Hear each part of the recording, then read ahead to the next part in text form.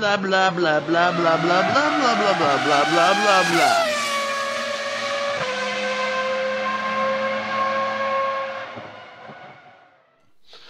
Hello everybody, and welcome to I'll Tell You What TV, first podcast of 2018, and it's going to be about fucking ranting. And I'm in a bad mood, so there's going to be a hell of a lot of bad language. And I'll tell you why I'm in a bad mood. I've been up all night, I slept half the day, I'm knackered, I come to do the podcast, 40 minutes ago? My second TV ain't working. And I'm like, okay, hang on, what's going on here? I need both TVs to do the podcast. That's annoying. So I put it into my other TV. That don't work either. Something's gone wrong with the computer. So I'm now limited to one television. I think, okay, you know what? It'll be all right.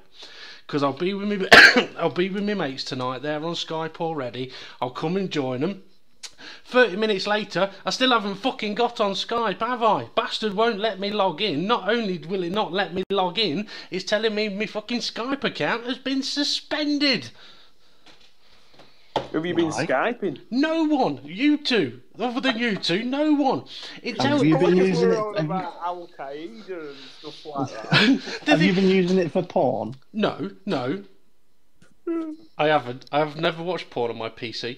I haven't, but right, okay. It says like it's been suspended, possibly for spam or for breaking other Skype rules. It says, but if you click on this verification link and enter the code, we'll unlock your account. Okay, no problem. I'll do that.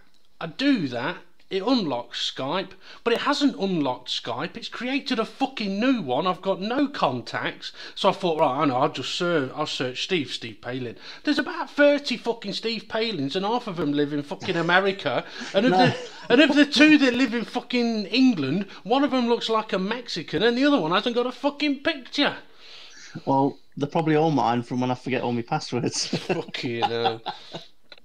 So for anyone that's listening into this, if you struggle to hear us at any point, I do apologise. It's because we're using Discord, and the last time we used Discord, it didn't work very fucking well. And that might end up making us rant again. Oh, well, you did say a moment ago, Steve, is it too late for me to send a picture to use on the podcast? Fuck off.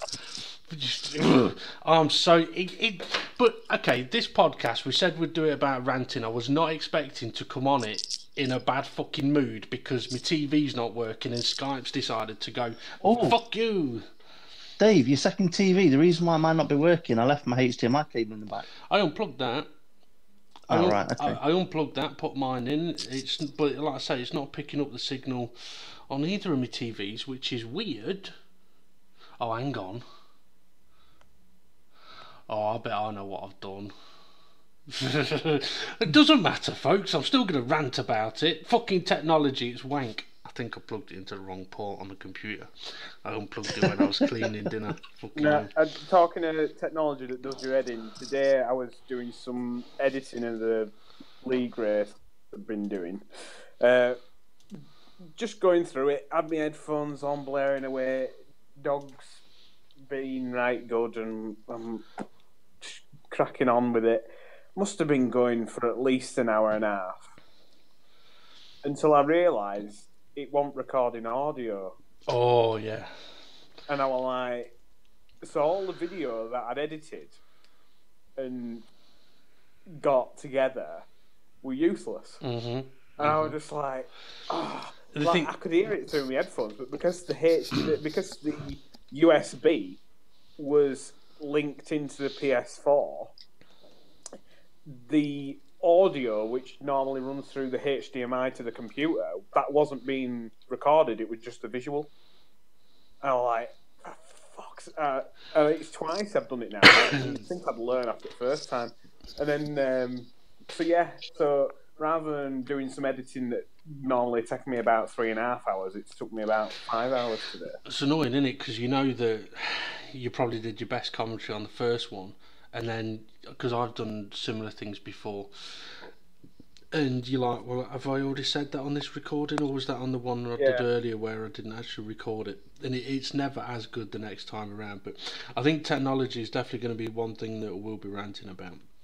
Well, I've got a list, and technology's on there quite a few times. Well, I will admit, I mean, I've been very unprepared I mean, what I will say is, obviously, it is our first podcast of 2018. So, Happy New Year, everybody! And obviously, we didn't do a podcast last week. Steve was unwell, so we decided we wouldn't do a show. And then we were due to be on at 8 o'clock today, which it worked in my favour that we weren't. But does anyone remember why we weren't on at 8 o'clock today? It's Vicky's fault, isn't it? Wouldn't mind. You like the way I worded it? Yeah, Vicky volunteered us for dinner. But admittedly, though, when you said it, I was like, that works in my favour because it means I can go and have a longer nap. Aye. I was thinking of you, Dave. I was thinking of you. What you bollocks? Did you get your flat inspection though, Dave? I did, yeah. I did. So at least you weren't like doing everything for nothing then. No. I mean, that was. I mean, I haven't written a list of any. Like I say, I have come quite unprepared. Christmas and New Year period's been a bit tough, if I'm honest. Been a bit tiring. In the last 3 or 4 days, I've literally spent cleaning the apartment for a flat inspection.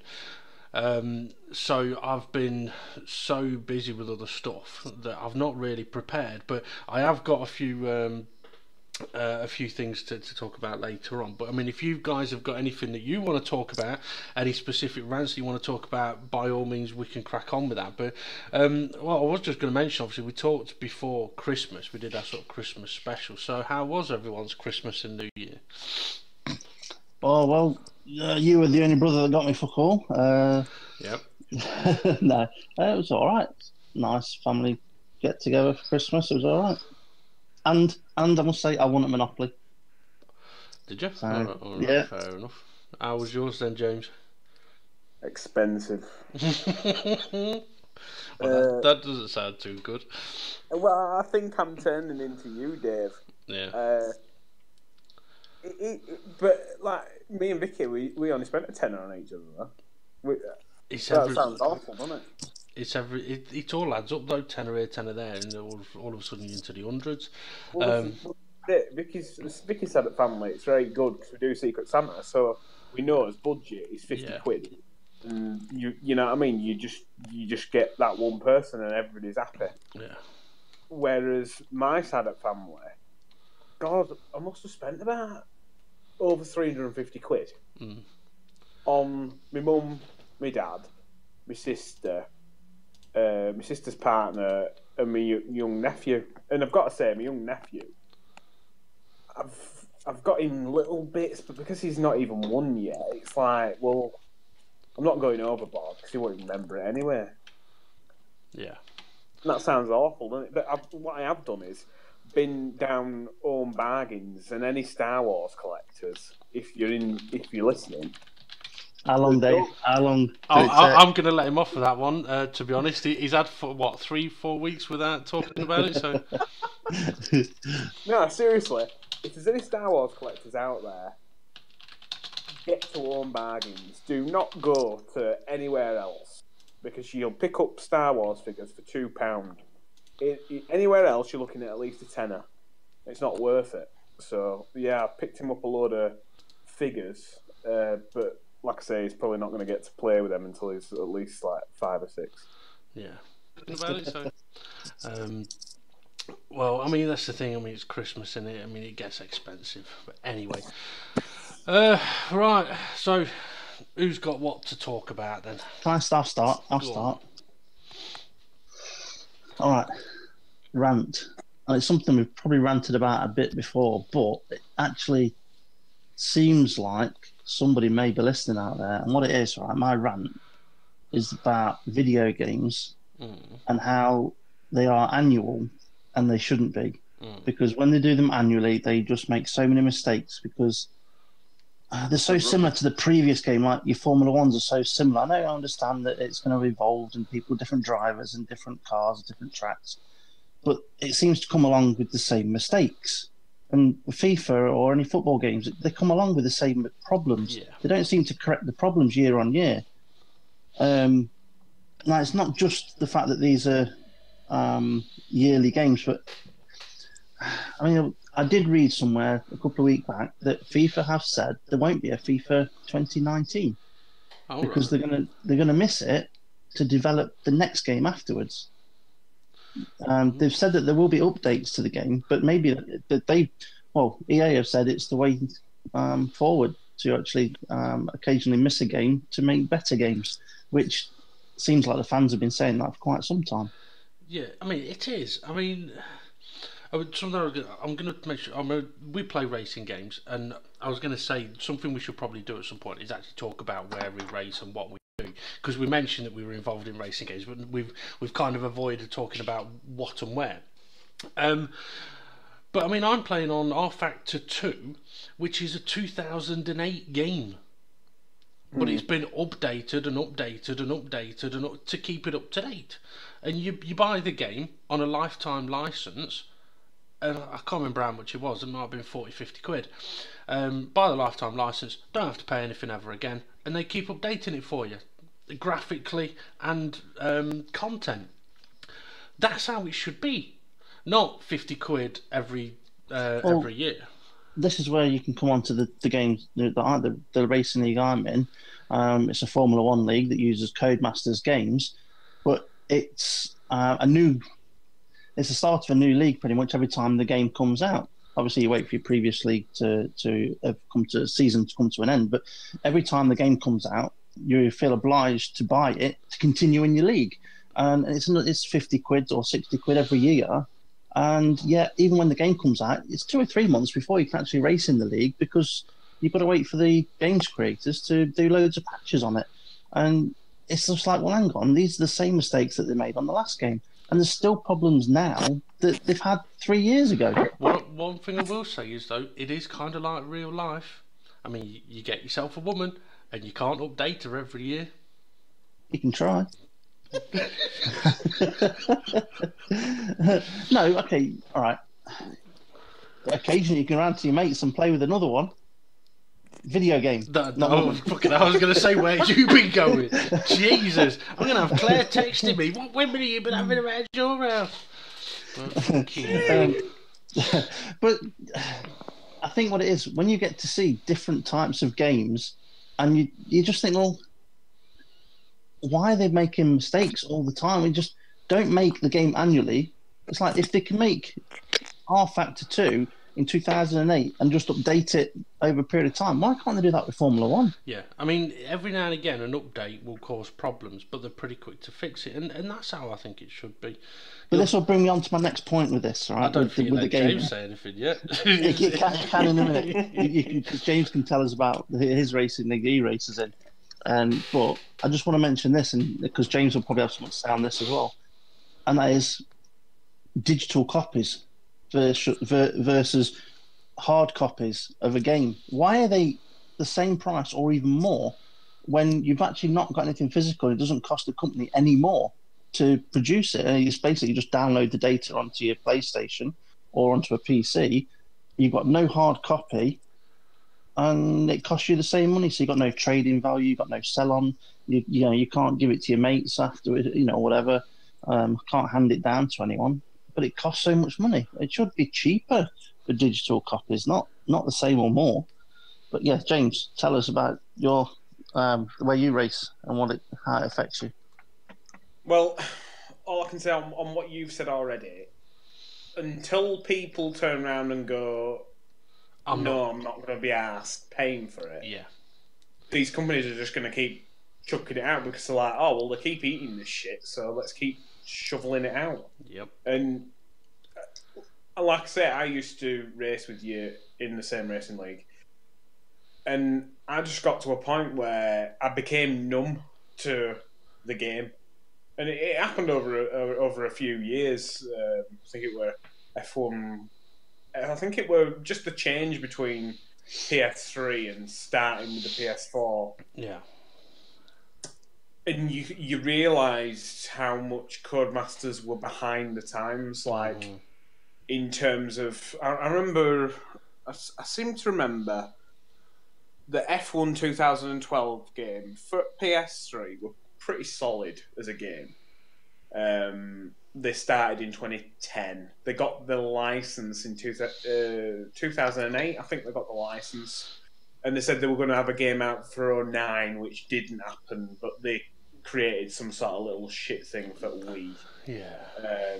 And then they came out with the first game in 2010. 2010 was good, I've got to say, for an out-of-the-box first Formula 1 game in the recent era. Very solid game. And then, like you say, they decided, oh, let's do this one every year. And straight away, F1 2011 was probably one of the biggest piles of shite I've ever bought in my life. I don't know if either of you can remember how crap that was. Yeah, I can, because I didn't buy it. I remember even the graphics. The graphics were like a step back.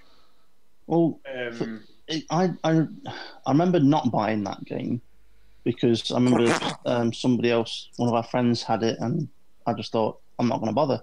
But the main thing for me that's really done my head in with Codemasters was the fact that they went, oh, we're going on to PS4, it's going to be an all-new version game, and then it wasn't. It was basically the PS3 game transferred over, and they said, no, the next game will be PS4 only, and it'll be a big step up, and it'll be extremely noticeable. And it's like, hang on, what's different? You've taken away stuff, not added more stuff. Yeah. There was no safety car. But their response to that was, yeah, but we've also given you the previous game for free on this new game as well. It's like, well, I don't give a fuck about that.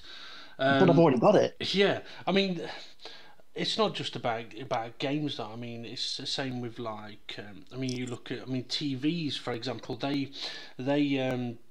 They're upgraded at such a rate nowadays. I mean, HD was something that was like, oh yeah, I don't think that's worth it, and then you realise actually HD is. Everyone spends a fortune on HD TVs, and then along comes plasma, and LCD, and flat screen, and curvy TV. What the fuck is with curvy TV screens? Yeah, 4K. I mean, maybe the best thing to do, right, is not buy a 4K TV. Oh, I've got one. Best thing to do, don't buy a 4K TV. All right. Don't buy a 4K TV, because if you wait, there's 20K coming out in another year or so's time. See, that's the thing. I mean, we live so much in a throwaway generation. I mean, just to put it into perspective, right, about the throwaway generation. Just look at the packaging food comes in. How much plastic? I mean, I live in my apartment, and there's a guy who lives in an apartment downstairs, and if I'm making too much noise for him this evening, I do apologise, mate. And we've got basically a wheelie bin each for normal rubbish and plastics, right, recyclables. We'll fill the 2 bins in 2 weeks. Easy. So that's one wheelie bin a person in 2 weeks. That's way too much fucking plastic. And half the time, I mean, it's like you get a big box and you're like, oh, there's going to be loads of food in here. And by the time you've got it fully open, you're left with like a fucking minuscule piece of food, and you're like, well, what's the fucking point of all that other packaging other than to grab my attention and go, buy me? It's like, fuck off. Yeah. It's like we bought, when you buy like battered fish or whatever, it comes in a box, in a bag. Why? Why is it in a box and a bag? Yeah. Even beef burgers, they're in shrink wrap in a box. Why? And you get like these chicken in like a plastic tub with a plastic film, but it's got a cardboard sleeve. Yeah. Why? At least with the cardboard, though, I mean, that's probably easier recyclable than the plastic. But I mean, we are so much in a throwaway generation. It's fucking ridiculous. And it's the same with technology. I mean, the technology that we use now is going to be obsolete in 5 years. Yeah.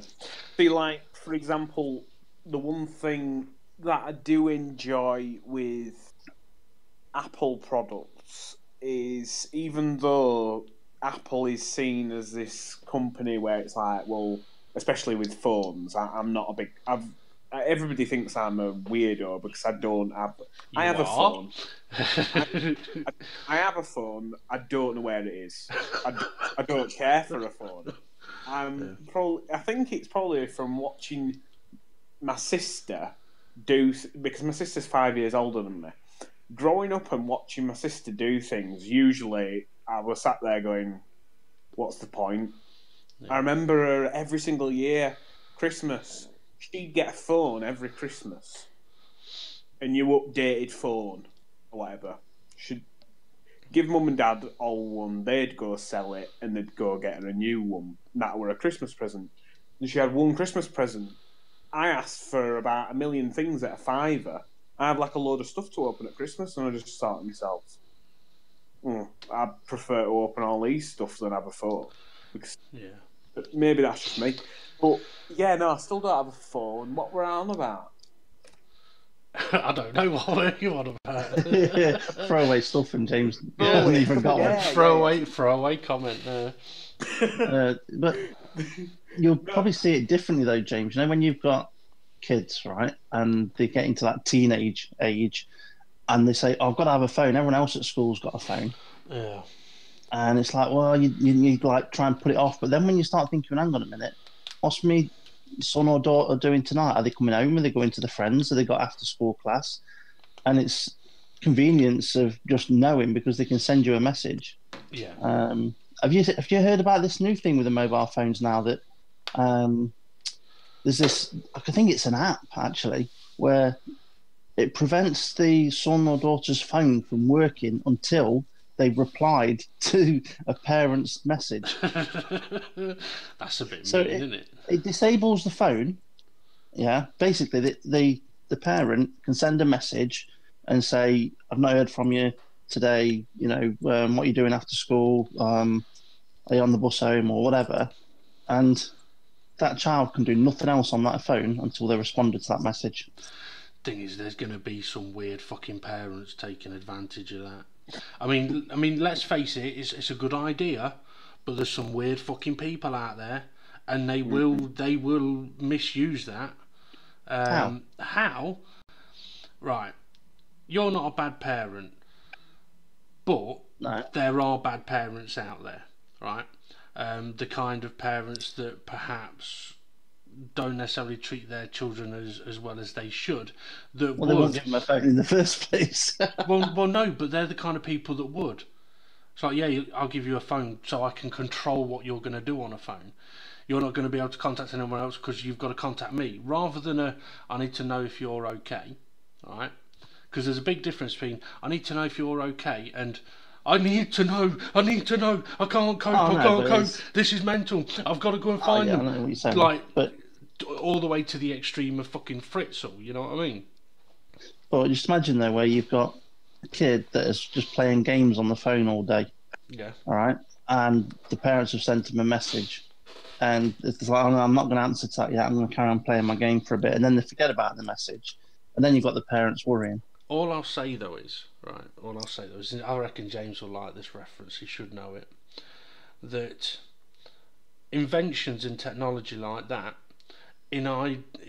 ideally, are great.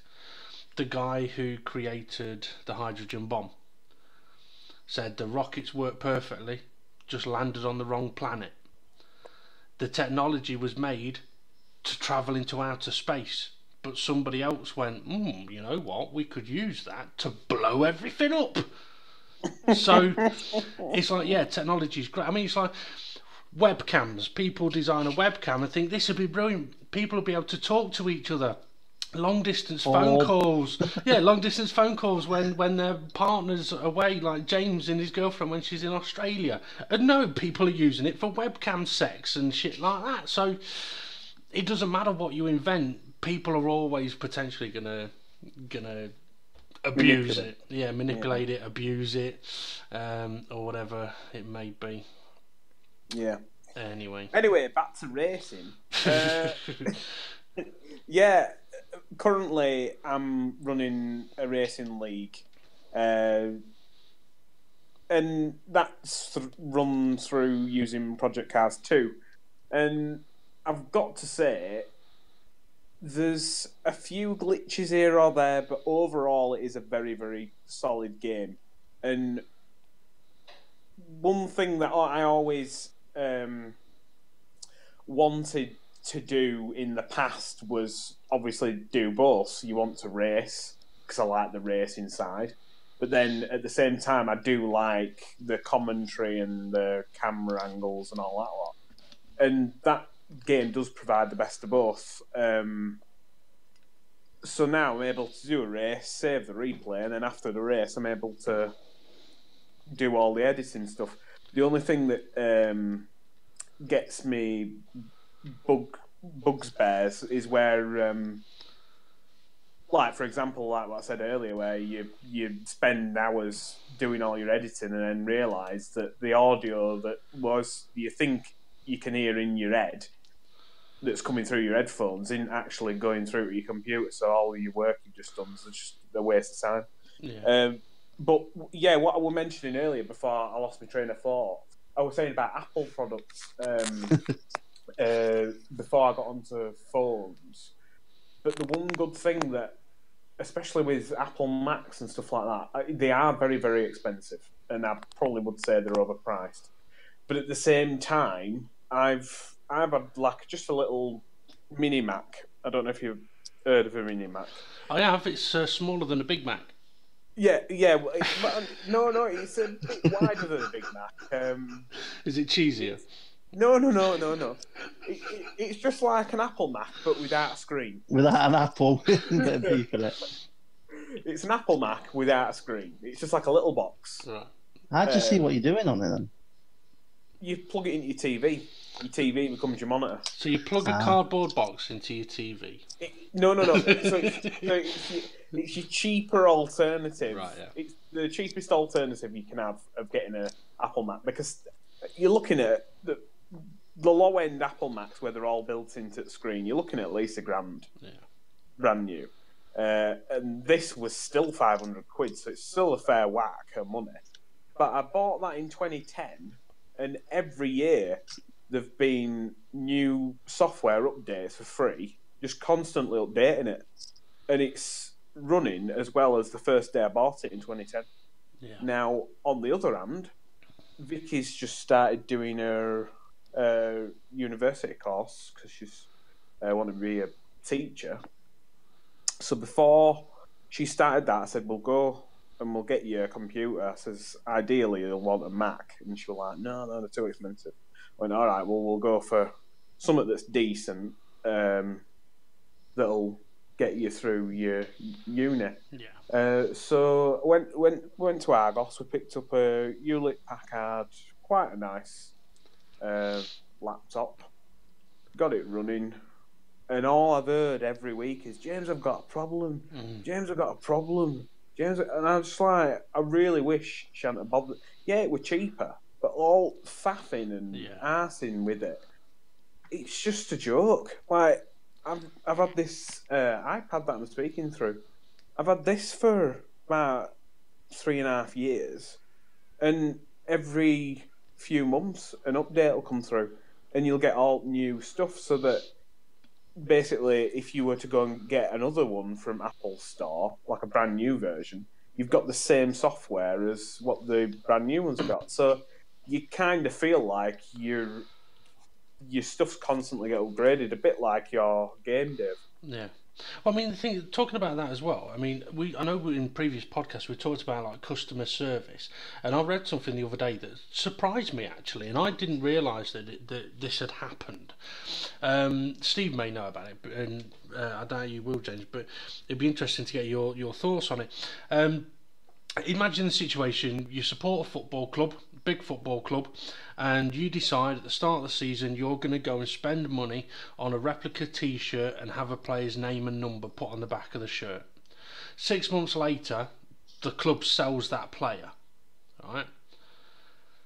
That has happened recently, but also previously. Imagine the situation: start of the season, your favourite club, your favourite player, you buy his replica shirt with his number on. Partway through the season, his number's changed, right? So now your shirt is irrelevant. Basically, you've wasted your money. In both instances, the football clubs involved, Manchester City and Liverpool, have turned round to their supporters and said, if you bought the T-shirt with the old number on, or if you bought the T-shirt of this player, right, in the last 6 months, we'll refund you the money, right? Or in the instance of the player changing his number, you can bring the shirt in and we'll exchange it for a shirt with the right number on. How's that for customer service? That is what you should expect. Well, not necessarily should expect, but I think that's actually not necessarily over the top, but more than I would expect any football club to do. Oh yeah, well it's going above and beyond, and that's why you support them clubs. If I were to go and buy, say for example, let's say for example, I've got a load. Sorry, I'm going to be attacked by a doggy. Let's say for example, you've got a load of money, right? And I were to go and buy. Fuck, you're gonna have to move. You can't be there. Fucking standing right in the bollock. What we're talking? Yeah. So imagine I've got a load of money, right? And I were gonna go and buy. I don't know, like a really, really expensive car. Yeah. And then they were going to say, oh, well, we don't sell them wheels anymore. And you can't buy tyres for them. I'd expect that company to go, we'll put on the newest set of wheels and set of tyres for free. Yeah, interesting, yeah. Because at the end of the day, why should you, if you've gone out to buy a car, why should you have to then also, even though you're paying for the car each month, or if you're rich enough you bought it outright, why should you then have that extra money to pay over when it's at the end of the day it's the manufacturer's fault. It's the and also with football teams, it's the football team's fault that why have they had to change the number? Why not change it at the end of the year? It was because a player had left the club, and the other player wanted that number. But I mean, sometimes it happens. I mean, there's a guy at Man United, Anthony Martial. When he joined Man United, he was given the number 9 number, and he was over the moon. So he decided to basically do what Cristiano Ronaldo did.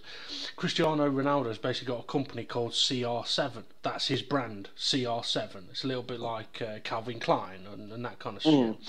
CR7. So Anthony Martial decides to do basically AM9. All right, his number's 9 at Man United. So he makes his brand. 1 year later, they sign Zlatan Ibrahimovic. I am Zlatan, and apparently Zlatan didn't ask for the number, but he was fucking given it. So Anthony Martial, who's built up a brand on this number, has now sat there and gone, well, what the fuck am I meant to do now, you bastards? Well, maybe, no offence, but if I were a footballer, I'd think, no offence, but Ronaldo, you love him or hate him, he probably didn't come up with that brand until he'd made it to the very, very top. Yeah. I mean, I think what would have made it worse for Anthony Martial is that, a season later, Man United buy Romelu Lukaku, and Zlatan goes, here you go, you can have the number 9 shirt. Yeah, but until you'd mentioned him, I'm like, this is how much I'm out of touch, and a lot of people are going to probably be sat there thinking, why am I listening to this podcast? This guy doesn't even know about football. My dad's a Man United fan. Yeah. I'd never heard of that football player, so you'd mentioned his name then. Which one? Martial or Zlatan Ibrahimovic? I've heard of Ibrahimovic. Yeah, okay. But yeah. That's the Chelsea owner you're on about. Abrahamovich. But yeah, I mean, it's interesting though. I mean, it's the way of the world. You know, I said I haven't done much prep. Sometimes what I do, if I see stuff on Facebook, I'll take a screenshot of it, and it's stuff that I can bring up on podcasts. I got one. You're not putting a picture up of it. No, I'm not allowed to have a picture. I'm not putting a picture up. It's on my phone. No, it's picture like something that's written. You remember we had the conversation a while back on one of our F1 podcasts about the FIA guy. Did I say that right? FIA, yeah, FIA guy. That just sounded wrong in my head. John Top. No, Marsan Budkowski, that went to Renault, right? So this is what the post read. Renault has revealed details of its planned role for Marsan Budkowski, the ex-FIA Formula One technical director, the French controversially hired to join its burgeoning F1 team for 2018. A Beatball said, the situation is he will actually be under our payroll from January onwards, but not involved in any Formula One chassis development. Bullshit! He will be involved in non-F1 work. Bullshit. Focusing on the number of other racing activities we are doing. There is an acclimatization process before he can focus on the chassis development and operational activity he will be doing in Enstone from April onwards. Bollocks is what I'll say to that one, I reckon. Yeah, it does sound like a load of bollocks, doesn't it? Yeah. Why bother? Why bother hiring him? Yeah. It's like saying, oh, I'm just going to get Ross Brawn. All he's going to do is just come to work and pump some tyres up for us. Yeah. I don't know. Fucking. Oh. I'm still pissed off about Skype, by the way. That's bugged me. I want to know what I'm supposedly meant to have done that's got me fucking blocked from Skype. Well, where do we start? Yeah. I mean, we have talked a lot of stuff. It's either James talking Star Wars or us 9/11. That'd be what did it. Fucking talking 9/11. Conspiracy theories. Yeah, We'll have to do a repeat. Conspiracy theories this week. I mean, it's something I do want to rant a bit about. I know I've ranted a little bit before about Facebook and stuff. But has anybody else noticed, every now and again, you see stories about people saying, I can't believe that this post has been deleted and I was banned. And you read the story and you're like, hang on, why has this person been banned? I mean, to put it into perspective, I know, James, you wanted to talk a little bit about sort of weird news at some point. I've got one for you. This is something that I've seen, right? Are you ready for this? Yeah. Vegans furious after police share cooked breakfast photos to support farmers. So vegans are going mental after a police force shared a picture of a cooked breakfast, and they were showing the cooked breakfast from a like a farmers' meeting that they had, a National Farmers Union meeting. So the pigs were eating bacon. Yes, they were. So why? Yeah, they might have been annoyed, but why do I have to know that they're annoyed? Well, because I'm telling you, that's why. Why is it even news? Exactly. Why is it news? But then, when I had to read a bit of something, like one woman in response to it posted, speaking as a taxpayer, I'd prefer them to be less selective when answering questions and perhaps not post breakfast pics that offend vegetarian and vegan followers. Pretty thoughtless considering the job title they have. I'm thinking, what the fuck is going through your mind that makes you think it's wrong for people to post pictures of food? And just because they're a police officer, why is that wrong? Well, hang on a minute, right, Dave? Is it wrong for Facebook to show the giant pizza burger or anything like that? What was the last one? Bacon cheeseburger? Which is basically a massive bacon cheeseburger. Yeah. Because it's meat, is that wrong for Facebook to show it? Well, yeah, so are these vegans, like, is the news that vegans are getting annoyed with Facebook for showing pictures of food? This actually wasn't on Facebook. I was just mentioning that you see stuff get banned on Facebook. But it's basically a story of people going fucking mental about shit that really doesn't fucking matter. Right? Yeah, exactly. Like that, I mentioned about. I mentioned during the week that there was that news story about that adult actress that murdered herself, killed herself. Oh, you're on about the porn star that you're very sad about. Yeah, well, she went and murdered herself, and when you read into it, we're all over Twitter that she murdered herself.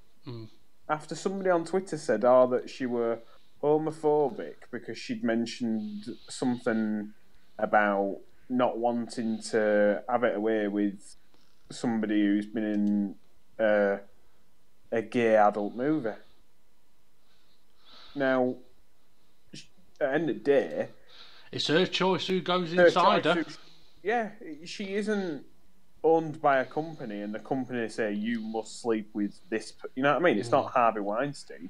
You actually, all right. Carry on what you're doing, because you're going to come on to something that I was going to discuss in a minute. But carry on. But at the end of the day, that's her prerogative. You know what I mean? Why? Yeah. And this is the thing, and this is why, for me, yeah, I have Twitter because I run a Twitter account to do with this racing league, but I don't. I literally the main reason I've got Twitter is because it's just got images on there. If I see a tweet where it's just a load of writing, I won't bother with it. But if it's got a pair of tits on it, you're all over it. So many people a day are like, "Oh, I saw something on news saying about social media bullying. If you've not got an account on Twitter, you don't exist." Like, back when I were at school, the main thing I worried about was what I was going to eat at dinner time. Yeah. Not. I mean, this is the thing, though. I mean, I've had it before when I've gone on dates with people or talked with the ladies, and they said, "Oh, are you on Facebook?" And I'm like, "No, I don't want to share Facebook, or I don't have Facebook because I think Facebook's a relationship killer, or can be." It is. But then, if I tell them I haven't got Facebook, right? It's like, are you fucking weird? That's basically the impression. It's like, what do you mean you haven't got Facebook? There must be something wrong with you if you haven't got Facebook. What have you done? I'm going to have to Google you. I'm going to have to find out what illegal things you've been up to. I need to find out who you've raped and murdered. It's fucking... That's their problem, though. Yeah. I mean, so with this story about the cooked breakfast, right, you mentioned about Twitter. Here's a few Twitter comments about... I'm going to mention a couple of Twitter comments, and there's a bit I want to get to, because well, just see what you say about it. Okay, a couple of Twitter comments. One of them, at what point does a person think, I'll shoot a cow in the face with my crossbow today? This person needs catching, and catching soon.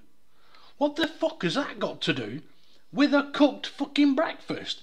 Does this person really think that to get our bacon, or our beef burgers, or our sausages, the farmers go round with crossbows?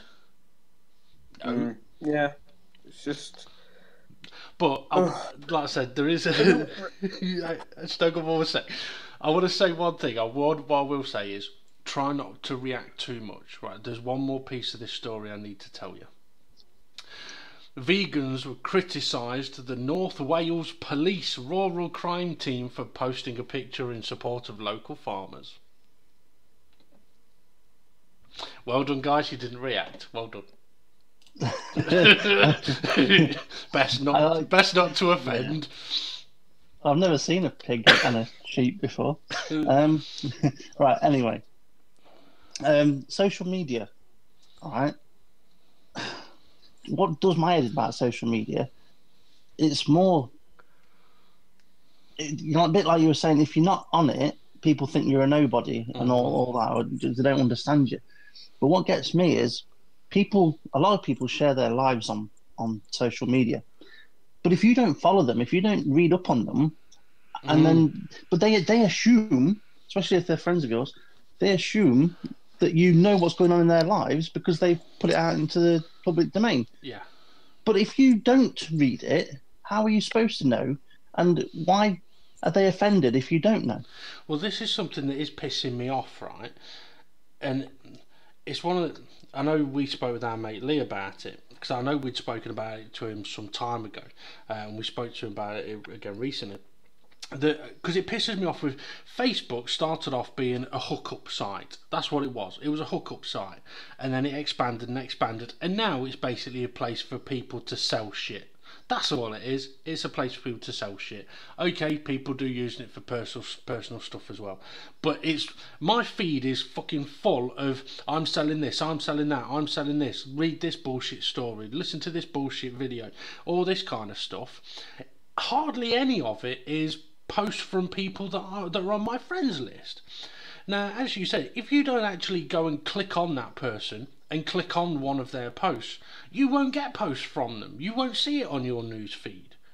So they could be posting every single day, but it never appears on your feed. They then take it personally that, oh, you don't give a shit about me because you never like any of my pictures. And you're like, I ain't seen one of your pictures. Oh, so you've not even been looking for them. So, well, no, nothing appears. Now, personally, I'm not the type of person that puts a post out and goes, I want everybody to read this. I don't post that often. Oh, but then there's the people though that put out a message saying, if you do not read this and like it, I will delete you as a friend because I will not see you as a friend if you have not liked my post. Bye bye. What the hell? See, James, this is all what you're missing out on by not having a smartphone. But this is it. This is why I don't have a smartphone, because I'd just end up smacking people. Yeah, it's when I meet. But clickbait as well. When you see something that does sound newsworthy, you think, oh, that sounds important. I may have to read about this. It might have something to do with me. And then you find out, no, actually, it's a load of bollocks. Something actually was on Facebook this week, and it was to do with a school that my eldest daughter goes to, right? And it was emergency medical helicopter lands at Chellaston School. Oh, and that's what it is. And you think, oh, fucking hell, why? Right? So you click on it to find out. Because it was the only place suitable for it to land because there was an incident on the A50. So why didn't it say that in the title? Exactly. Yeah. It's like saying, come and have a look at these boo. And not ending with boobies. So, yeah. I mean, there was an F1 one that I clicked on yesterday, and straight away it's like, oh, that looks like it could be an interesting story. I've read up on that. I might use it on the podcast. Bullshit. It's just fucking clickbait. And the annoying thing about it is, somewhere in the world there's someone sat there making shitloads of fucking money from clickbait. Yeah. Well, there was one today, and I actually thought, oh, I'm going to bring some really important Formula One news to our Formula One podcast. That's what I first thought when I saw this thing.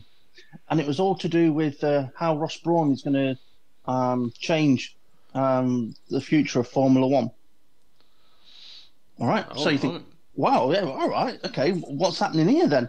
And basically, after you've read about 3 or 4 paragraphs down, nothing. Basically, he has said, Ross Brawn has said, the Liberty Media are not going to change the race distance of a Grand Prix. So that will never change. So that's it. That was the whole story. Not quite, but they are open to suggestions on how to improve a Friday of a Formula One weekend. Naked people. But what kind of a non-story is that? Yeah. So they're open to suggestions of a possible change to the Friday. Yeah. I mean, they're not going to put qualifying on a Friday. It's some sort of change to a practice session. The thing is, the change that they've been talking about is scrapping it all together. But again, it comes back to the social media frenzy of Facebook is not about connecting with people anymore. It's about companies making money. And how do they make money? By people clicking on their fucking page. Well, that's the next thing on my list to do with social media.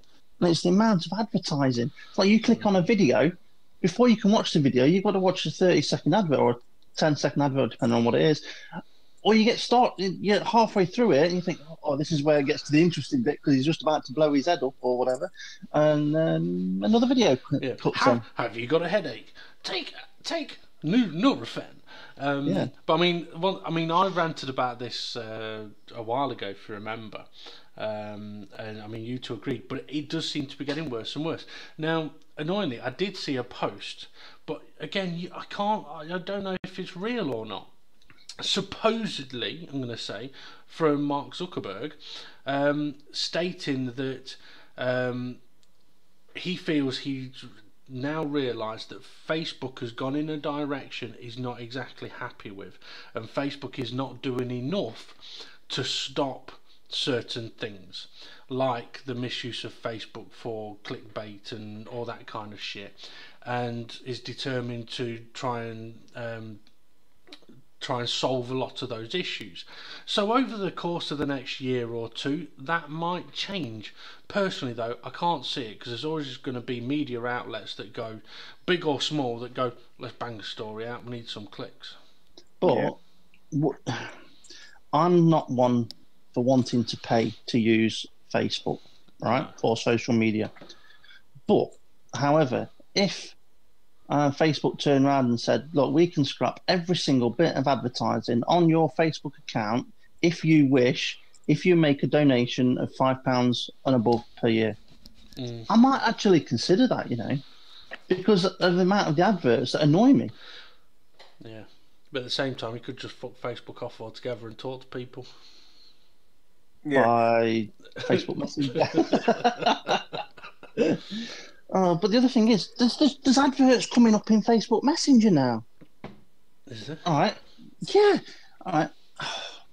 Let me get my Facebook Messenger up. All right. Spam him, James. Spam him. Right. I've got my Facebook Messenger feed up, right? And part way down it, it's got top buzz videos, TV shows, blah, blah, blah, blah. Guy looking for a fight with wrong person. MMA fighter in Subway. And then basically you click on this thing and to download top buzz videos, which is going to be full of adverts. So it's put an advert in my message feed. I'll take a screenshot and I'll send it to both of you so you two can see it.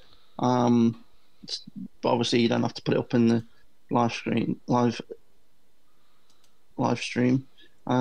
Talking and doing things at the same time, not always easy. There you go. I've just shared it with you in our chat. And it's just like, well, what is that doing there? Yeah. I've never messaged them.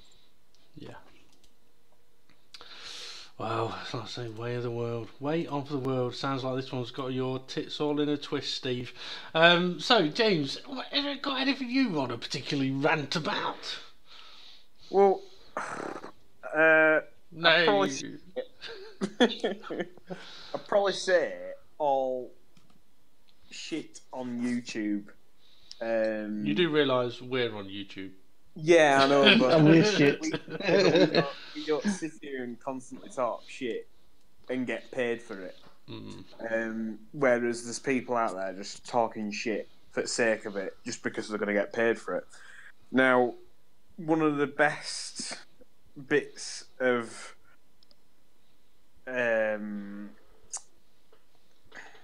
one of the best YouTube channels I've stumbled across. Don't you dare say Logan Paul.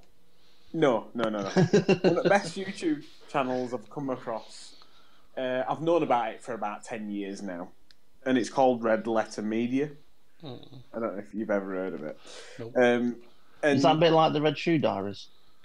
No, they sort of do reviews. They originally got a load of views because they were basically ripping off George Lucas and saying, "Oh, the prequels are awful." Now, I think that them reviews were a bit harsh because I sat and happily watched. People might think I'm crazy, but I sat here and happily watched episode 1 all the way through the other night, and I've thoroughly enjoyed it.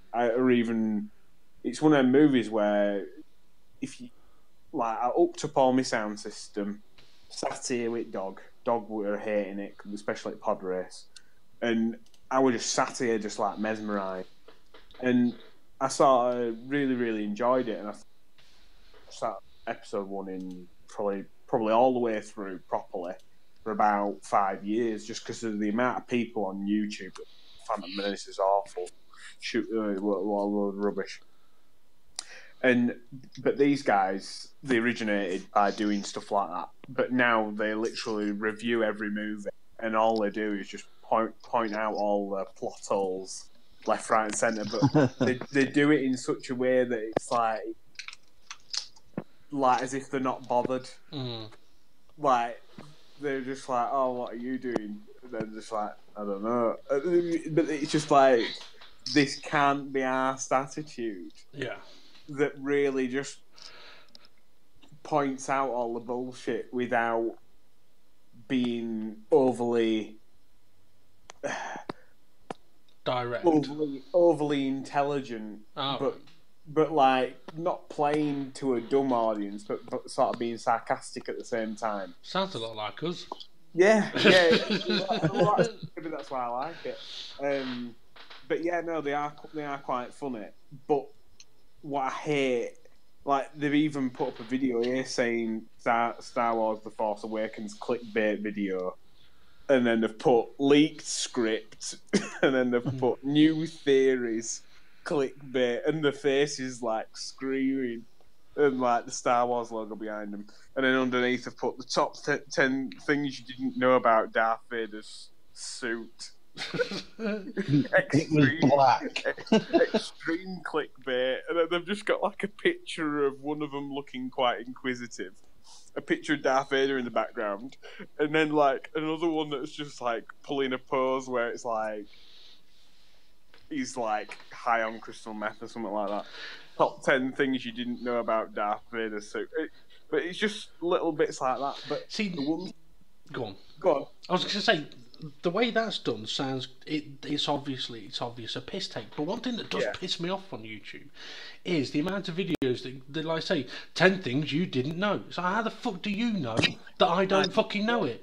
Exactly. Because I've watched it and I've actually seen half of the shit that's on your video. So it's not 10 things I didn't know, it's 5 things I did know and 5 things I saw on another 10 things I didn't fucking know video. Exactly. But then who's the mug? Me for watching it or them for making it? There's one that's infinity is larger than you are aware of. I'm not so sure. Because infinity kind of defines itself. It's endless. But how big is that? There is no size. Oh, quick question for you. If you add 1 and minus 1 and add 1 and minus 1 for eternity, what's the answer? So, can you say that again? If you add 1, minus 1, add 1, minus 1, add 1, minus 1 for eternity, what will the answer be? 0. No. Schrodinger's cat. Well, the answer is, if it was to stop on a 1, yeah, it would be a 1. If it was to stop on a minus 1, it'd be nothing. Yeah. But it doesn't stop because it goes on for eternity. So to work out the answer, you have to take the average, which is a half. Yeah. So the answer is a half, not 1 or minus 1 or none or. Yeah. But it's just a load of bollocks. Anyway, that's the kind of shit video I watched on YouTube. Well, I did actually see. What was it? A potential new theory, you know, about. Whenever anyone says like infinity, I always think space, right? Because to infinity and beyond. There's that, yeah, and obviously to us, space is infinite. We don't know how big it may be, and that to a degree is a scary thing when you think about it. But yeah, a potential new theory that it wasn't a big bang that started everything, that it was actually a black hole. But what baffles me is in my head. Yeah, it baffles us as well. Where's everything come from originally? Yeah. Where's everything come from? What? That's the thing. You can't have all of this from nothing. There must have been something to create all of this. And considering how much all of this is, the initial something must have been vast. Now, I mean, I know Brian Cox discussed one theory. This isn't really a rant, but Brian Cox did discuss one theory that the galaxy or space as we know it, we know that at the moment it appears to be expanding. But for all we know, it could be expanding and then get to a point where it goes, right, time to go back. And then it'll contract and it'll all come together. How does it expand if it's infinite anyway? But we don't know that it is infinite. We just don't have the technology or the capability to go, oh, there's the edge. But one thing that I always think about, like there we said, oh, there's the edge. How on earth could I'm sat in here exactly in the same position I'm sat here now. And the other morning I looked out of the window and it were only about 8:30 in the morning. And it were blue sky and moon were out still. And I thought to myself, how on earth could anybody have ever thought the earth isn't round? Yeah, when you're looking up at that. When you're looking up at a moon that's round, how on earth did you ever think, well, the moon's flat. It's a flat disc. It'd be like looking up at a plate. Yeah. So maybe that's how they thought it. The earth is round but flat. But at the same time, you're talking about the history of humans where people used to use baguettes as sex toys. So, yeah, what they thought back then is forever going to be an unknown, I think. But right, social media. Anything else that we need to discuss through social media? Clickbait. I've just sent an image of stuff that bugs me when you see images on YouTube as if to say, because I've put a circle around it and an arrow, even though it's just a normal picture, you've missed something and I'm going to tell you about it. All right. And then you click on it and it's just a load of old shite. Oh, nothing to do with the thing that's actually in the fucking picture. Yeah, in the picture, yeah. Yeah. And you're like, what the fuck? Yeah. Like, I enjoy watching plane crash. I haven't done for a while. Plane crash investigation videos, and sometimes I'd go on the image, and sometimes you'd see like images of a big crash. You go, oh, fucking hell, that must have been a bad one. I'll watch that. Fuck all to do with the picture on the front. Yeah. I mean, it'd be like us having pictures of naked ladies as our thumbnails, but actually it's us free talking with our flabby man boobs. Well, that's it. It's false advertising, isn't it? Yes. Yeah, clickbait. Talking about actually social media, one of my stories I got for you. KFC threatens McDonald's while trolling Donald Trump with tongue-in-cheek nuclear button tweet. I'm guessing you've not heard about this. No. I don't. I've heard about him saying his is bigger and more powerful. The fast food chain poked fun at the president after he bragged about the size of his big red button. Because apparently Donald Trump has said that he likes to sit in bed eating McDonald's cheeseburgers. And KFC took aim at McDonald's with it. And had a little bit of a battle. I mean, to be fair, sometimes social media can be really good. Some of the stories you read are ridiculous, but there are some parts of it that are very, very good. Just not all. Yeah. James mentioned about that porn actress that took her own life. Yes. I just want to mention something else about porn that does my head in, though. Not about other than people taking their own lives. Obviously, that's annoying. But why is porn so shit? It isn't it? Yeah. I mean, look, right, let me explain what I mean by that. Either the porn actors and actresses cannot act to save their life, right, or the directors can't tell that what they're doing is shit. And I don't mean about the sexual act. I'm on about when there's a tiny, tiny little bit of dialogue and it is shit. Why can't they go, hang on a minute, we're just going to retake that because you did it worse than Steve can on I'll Tell You What TV. Yeah. And do they really just go, say whatever you want and we'll just film it? Got to say, I never stick around for the story.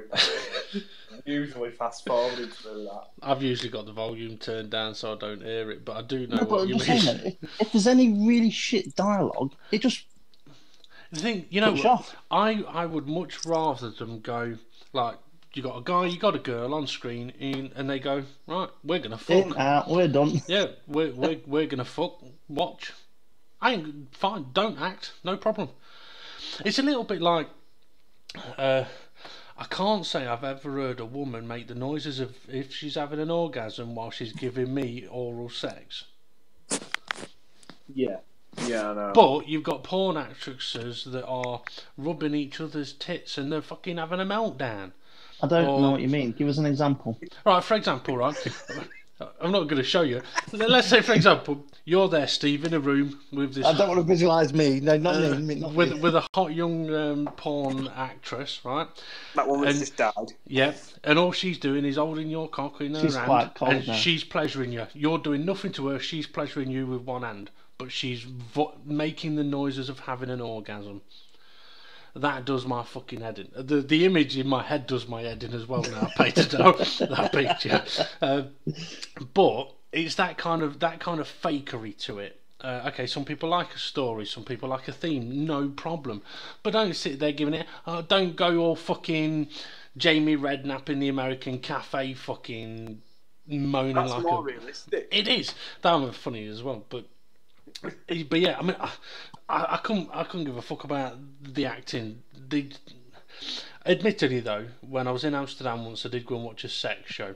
There was no acting in that, and the sex was terrible. Admittedly, the sex show could have been better, but I'd rather not have me plumbing needs fixing. Oh, I think I can sort that out for you. How will you ever pay me? Nah, you're alright. Fuck off. Nah, but this is it. But even that for me, it's like just like the camera angles, and there's all sorts. I'm just like, who made this? I bet.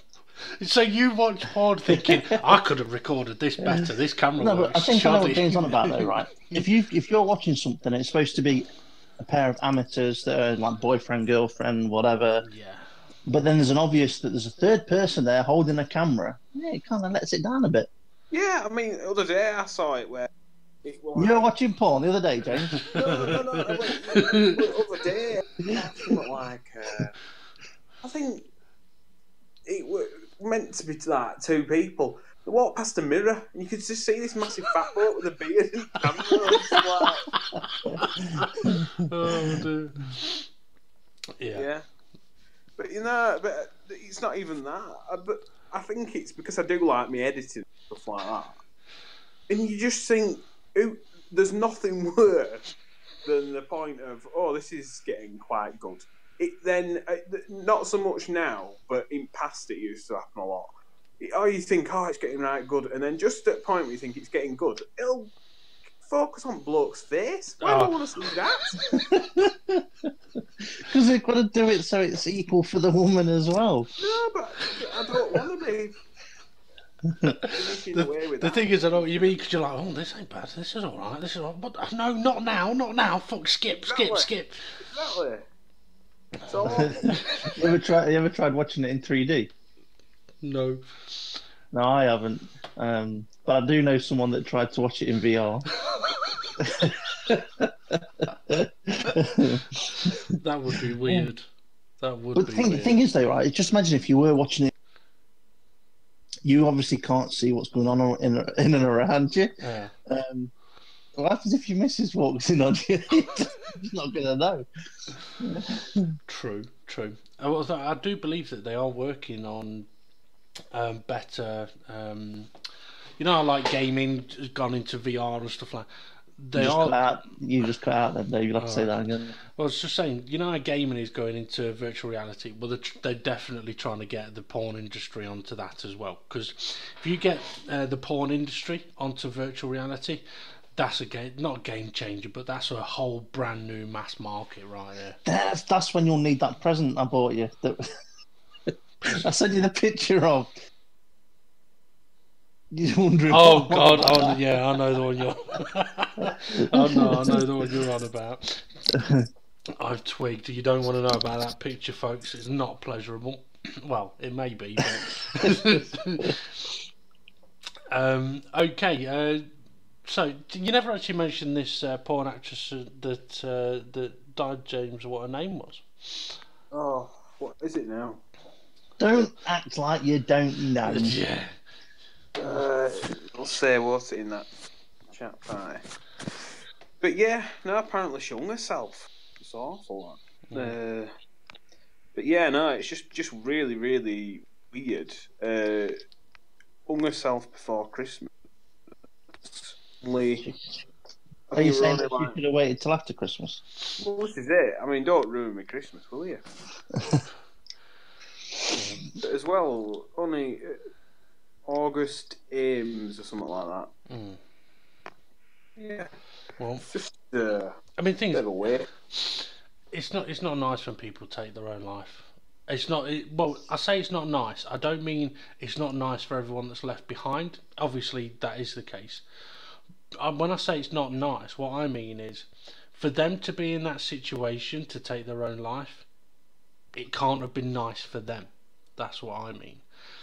Yeah, but I mean, if let's say for example, you were doing a job and you didn't really like it and you felt it with your own stuff.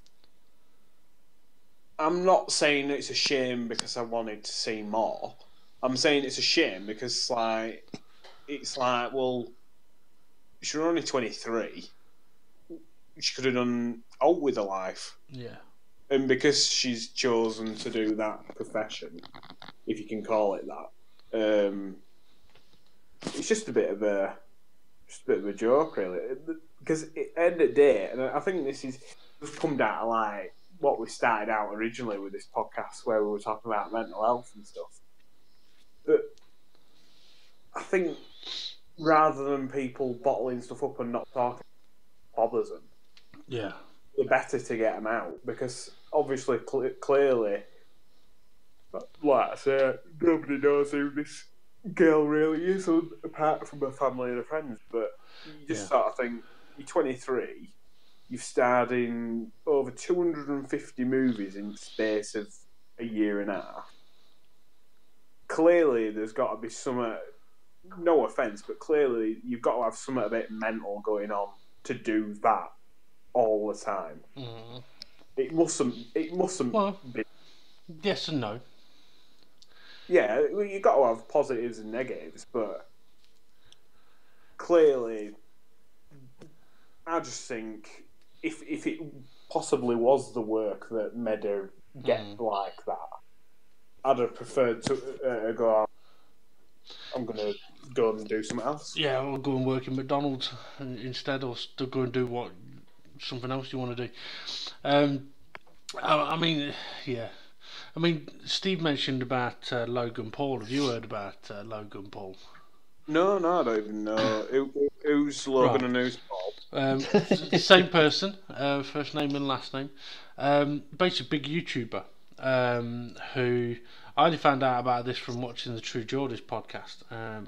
He went mental. Basically, this guy Logan Paul, massive YouTuber, earned millions. And apparently, usually around Christmas time, he'll do some kind of like special video to really get his hits up. Well, this year he decided to go to Japan to a woods that is called Suicide Forest or Suicide Woods, and basically went round to see if anybody had killed himself. Finds a body and videos him going around the body. I've not seen it myself, I've only heard about it, but basically celebrating that he's found a dead body and puts it on YouTube. And people were going fucking mental. Now, people were ranting about it big time, and he's had death threats and everything. Yeah, I mean, how someone can have the mentality of thinking, I know what would be a good idea. Let's go and dance around a dead body and put the video on YouTube. I mean, did somebody not say to this guy, you know what, I don't think that's a good idea? It's just, I'm sorry, mate, but it's just a little bit distasteful. And that's putting it kindly. I mean, he has since taken the video down, but it doesn't matter. He's already done it.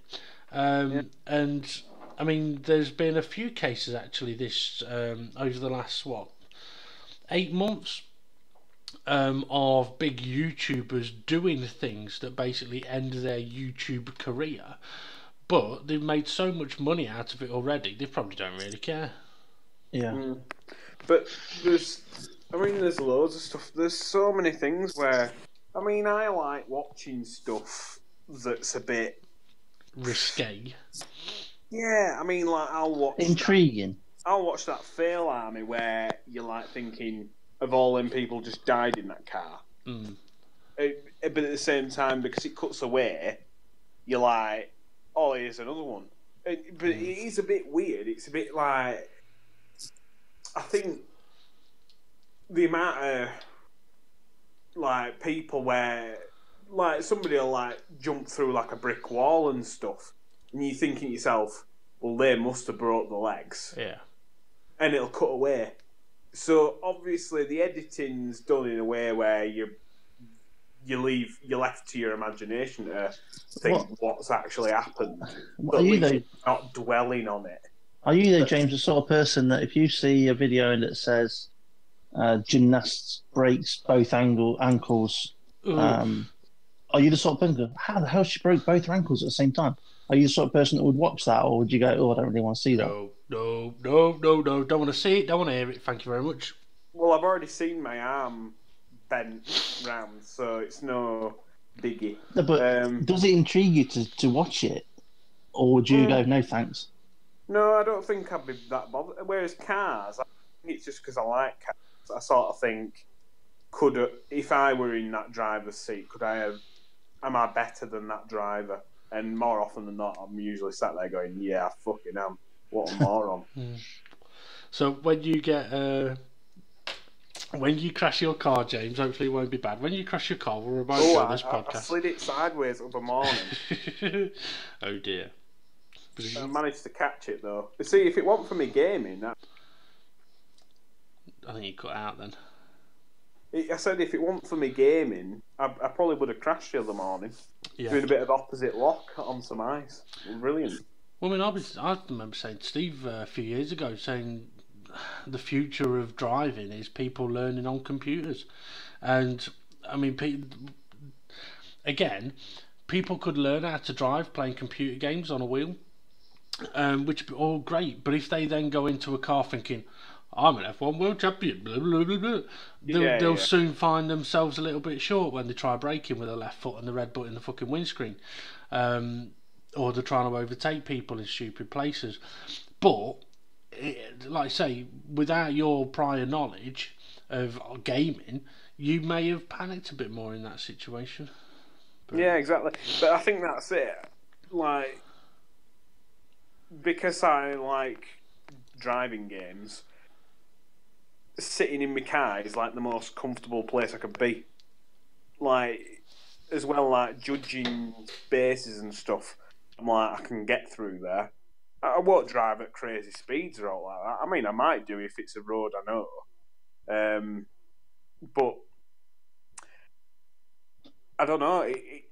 I think it just builds. But I mean, not all games are realistic. God, I've seen so many where I saw some other day where it was like I think it was F1 Codemasters game, that current one that Steve's been using, and literally somebody touched a curb, and bear in mind they were going nearly 200, touched a curb, and the car literally bounced up in air, landed, and like nothing happened. Now, if you watch an F1 car hit a curb and bounce up in air, yeah, you know for a fact it's probably going to be an aeroplane crash. Yeah. Because at 200 mile an hour, there's no way that you say that. And I think it just puts a bit, I think in your head, just from watching a lot of motorsports and stuff like that, you know kind of, you've got a better understanding. Whereas, like I say, if you've just plugged in F1 2017, got your controller, won a championship, and think, oh, I'll be good at driving, pass your test, yeah, and then you don't know what the fuck you're doing. Oh well, that happened on. Do you remember this, Steve? On Gran Turismo's. When they first did, what did they call it? There, where they were getting gamers into real Driver cars. Academy. The first GT Driver Academy. Yeah. Where one of the guys gets in the car and the instructor's like, "Okay, when you're ready, depress the clutch." What's the clutch? So, yeah, exactly. What? I'm sorry. What? Yeah. But that is the same program that sent somebody home because they couldn't swim. Yeah. Yes. You let somebody get in a car That's never driven a car. Never driven a car. Yet someone that can't swim, you're not letting in the car. Yeah. The world we live in, eh, guys? The fucking madness. But having said that, at least you didn't get your dick stuck in a London tube station ticket barrier. What? An unidentified man screamed in agony when he tried to dodge a ticket barrier and got his cock caught in it.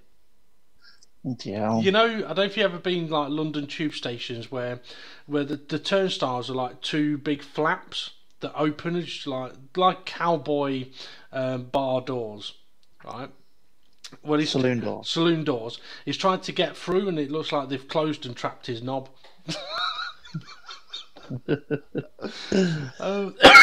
Why did he have his knob out? I've not quite read the full story as to whether he had his knob out. Let's see. The thing is, though, right? If it was the turnstile at Pride Park where Derby play, I could quite believe that you could get your dick stuck in them because of how small the gap is that you have to try and squeeze through. Yeah, it's. I've never felt so fat in my life, you know. Well, actually, all right, James. Right, we went to watch. Our little brother took us to watch Derby County. Sort of end of December, or I can't remember. No, New Year's Day. New Year's Day. And we're walking up to the turnstile doors, and I swear to God, Steve's shoulder width was about a foot wider than the doors, and I'm like, Steve, you're not fitting through that door, mate. He goes, it's all right, I'll just go in sideways. So he fucking turns sideways, shuffles through this door like a crab. Manages to get through the turnstile. I'm there laughing at him, and he goes, I don't know what you're laughing at, you're bigger than me. So fuck off. I tried getting through, I had to go sideways, didn't I? Getting to the turnstile, it was like being hugged by a metal spider as I'm going through it. It was it was horrible. It really was horrible. Because it's from floor to ceiling with just a metal spike. How do you explain it? Well, it's a full turnstile from the floor to ceiling, basically. Yeah, so there's no like extra shoulder room above your waist height or something like that. It's you're pinned in. Yeah. I'm trying to read up on. Okay, let's see what I'm going to tell you what it says here. This is the awkward moment. A fare dodger who tried to jump the ticket barriers at a London tube station got his penis stuck in the doors. The unidentified man's screams of agony echoed in the entrance hall as a large crowd gathered to witness the bizarre spectacle at Covent Garden.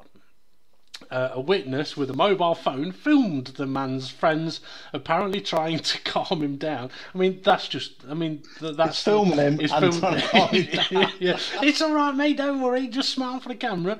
But as more and more people joined the throng, jeering could be heard in the background. As his screams got louder and louder, a call even went out for butter. Someone get butter to help free him. Okay, now. There goes. Surely all they had to do that was put a ticket in. That's a good point, actually. If any one of them had a ticket, they probably could have done. Yeah. One male voice can be heard to shout, "Get some butter, butter him up," and another can be heard saying, "No, oil, oil." Fucking hell. Cheers erupted as the man was eventually freed by a brave cop in somewhat awkward scenes, who gently lowered him to the ground from the hip, face first and horizontal. Fucking hell. Yeah, not a pleasant day to the station for him. Although I have got another one for you guys. Are you ready for this? I think this is actually a very good health warning. Women have been warned to stop putting magnets near their vaginas to cure hot flashes. What? Apparently, a firm has claimed to relieve hot flashes, period pains and stress. Excuse me, but apparently they've also been told to stop doing it because it has. Why exactly would you be getting stressed in your fanny? Well, it depends on what your boyfriend's been doing to it, I suppose. What would you do to a fanny, James, that would distress it? Probably just give it a little massage. I think these conversations go somewhere we don't really want to go. Oh, I'll tell you what I did see on the news though today. Was this? I don't. You might have heard about this. 'Cause it was on Sky News about this dead prisoner who woke up inside a body bag. So he wasn't dead. It wasn't dead. Hmm. I mean, he woke up it was a prisoner who people thought he'd died, and he was put in a body bag. Went to the morgue, and Did he escape? I have no idea. Oh, come on! You can't leave me there. That's how you stress a vagina. You leave it there, wanting more. He woke up hours just before his post-mortem. How could people think he was dead? I mean, The guards believed he was dead in his cell in the morning. but he was obviously just Hang on. asleep. The death had been signed off by 3 experienced doctors who sent his body to the mortuary. What the fuck? It was ready to be opened up when noises were heard from inside the bag. What noises were they? I'm alive! I'm alive! The thing is, though, right? I mean, he's in prison, right? In a cell, which is bad enough. But the only situation you can think of in a worse situation than that is being in a body bag. Surely. Hell, yeah. Jesus Christ. I mean, how can 3 doctors get that wrong? Unless it's a medical miracle. I'm just going to have to go off mic for a couple of minutes, guys. I just need to get myself a drink. Yeah. All right, while Dave's doing that, I'm going to mention something else. Because you might be able to explain this, James. Mm. All right. And I'm going to send a picture to you, James, so that you can understand a bit about what I'm talking about, because I might get some of the terminology a bit wrong. You might be able to help me. Yep. And what it is when you see a movie poster or the front of a DVD box, and I'm going to help if I click on the right thing to send you the right picture. So let me send you this picture, and this is Avengers Assemble, all right? So on the picture or a movie cover or something like that, you tend to see all the people that are in the movie, not all the people, but most of the top actors in the movie on this picture, and also a list of names across the top. Mm. Why do the names across the top not line up with the people in the picture? Have you sent it? I've sent it, all right, but unless I've just sent that to Claire, which I probably have. Yes, I have. I'll send that to you now. So to basically explain to the viewers, right?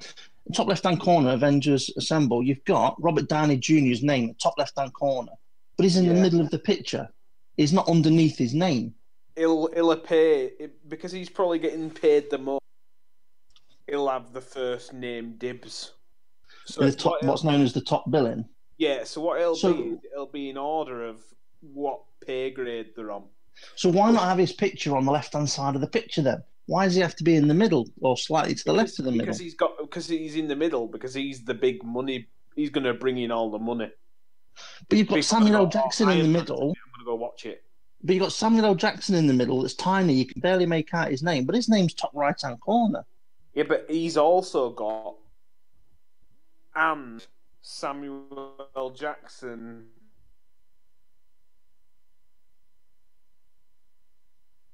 It's weird, isn't it? Though, don't you think that they should sort it out by now? Are you with me, James? Oh, please don't tell me you've left me all on my own. James, are you there? Dave, come back and help me. Okie dokie. No one else is here. I'm here. You're here. Yeah, it went off for a second. I don't know why. There was another one, right? Top Gun, classic film, right? Yeah. And obviously, 2 main actors in that. Yeah, you've got Tom Cruise and Kelly Kelly McGillis or whatever her name is. Yeah. Nah. So on the front of that cover, you've only got 2 names and 2 people. Surely they could have put them the right way round. Why does Tom Cruise have to be to the right on the picture and have her on the left? Why can't they have had him on the left and her on the right? It's almost as if they always put it the wrong way around. Yeah. Well, that's it. It's sort of. I don't know. I think it's because what they want to do is they want to say, yeah, these are the people in the movie, but you want to associate them with the characters, not associate them with. So like, it'll have the names up at the top, you know, like on that Avengers picture, and for young kids going along who are like 5 or 6, they won't give a flying monkey who Robert Downey Jr. is. They'll just go, oh, that's Iron Man, that's Tony Stark, whereas it's only probably people who are like 10 and up that actually give a monkey about who's who in real life. I think it's easy to tell as well that Robert Downey Jr. is not giant and green. Yeah, but do you know, there'll be people out there that go, okay, I'm not too sure who this actor is. Yeah. It's a name I'm not familiar with, or there's a couple of actors I'm not familiar with here. Who's who? The thing is, do you know what it'll be? It'd more than likely be down to contracted. Robert Downey Jr. as Iron Man is one of the bigger actors in the series. Doesn't matter if people like Thor more or Captain America more. Robert Downey Jr. is the biggest of the actors of the lot of them, apart from potentially Samuel L. Jackson.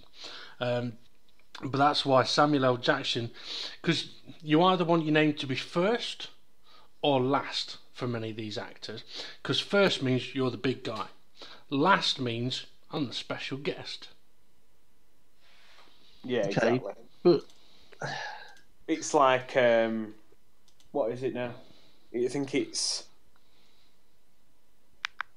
in Star Wars. I'm pretty sure it's like it'll go through cast of characters, and then it'll always. I'm pretty sure it'd always go, and it'll say, and Christopher Lee as Count Dooku, and you're like, nobody else got that, but he's got a bit more gravitas, so they've given him that extra. They left him till last, and they give him you know what I mean? They didn't have to put his character name. Yeah. But it's weird that it must be something negotiated by agents. Yeah, more than likely. Like that. I mean, you think about all the shit that's gone through in a fucking football contract or an F1 contract. I mean, as movie stars, that's probably the kind of stuff that they do. But there's. I was watching a YouTube video. The reason why I brought this up was I've been aware of it, but I was watching a YouTube video, and they were mentioning about Marlon Brando's contract rights, and he would only ever participate in any film if he had top billing and his name was the first name on the list. Yeah. And there's films he's taken part in where he may only be on screen for split seconds, yet he's got top billing. But I don't think that's right, though. Well, that's ego, isn't it? Yeah. That's nothing other than ego. But I've got your poster here that you'll love, and you'll be happy with it. Yeah, one person, one name. Schwarzenegger in Predator. To the point. All I'm going to say is that, like, yeah, these people have got a load of ego, but one of the best stories I heard of were when I was watching a Steve McQueen documentary, and I think it was something to do with when they were making Magnificent Seven or something like that, and all the other actors were like top actors, and he was like the seventh cowboy or whatever, and he was like outshining the top actors and like putting them off during their takes and stuff. And even though like these other actors were getting like paid 20 times more than them, he were making sure that he came out of the cinema, even though you're like, who the hell's Steve McQueen? Yeah. At the end of the movie, everybody were asking, who the hell's that guy? Yeah.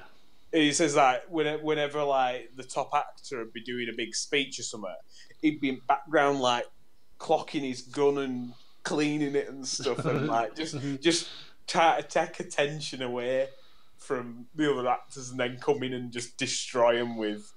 Because one of the things with Steve McQueen is he wasn't the best actor in the world, but he just had this air of presence, cool about him. Yeah, it was just like he didn't have to sell; it was just cool.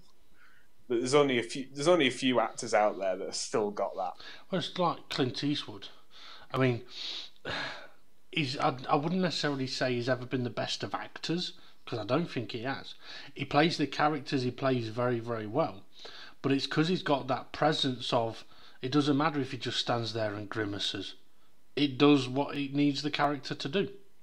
Yeah, I mean, out of all the things I've seen him in, the one film that seems to fit in his personality or persona more than any is Gran Torino. He doesn't do anything special in it, but the character in it seems to fit him well. Yeah. It's a bit like... I was thinking today, like, about the amount of movies Samuel L. Jackson's been in. Oh, loads.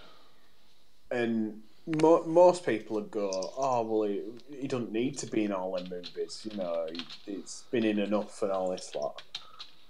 But at the end of the day, if he enjoys doing it and he's getting paid to do it, let him do it. You know what I mean? But I think, in terms of his reputation, I mean, he's been in at least 120 movies. Yeah.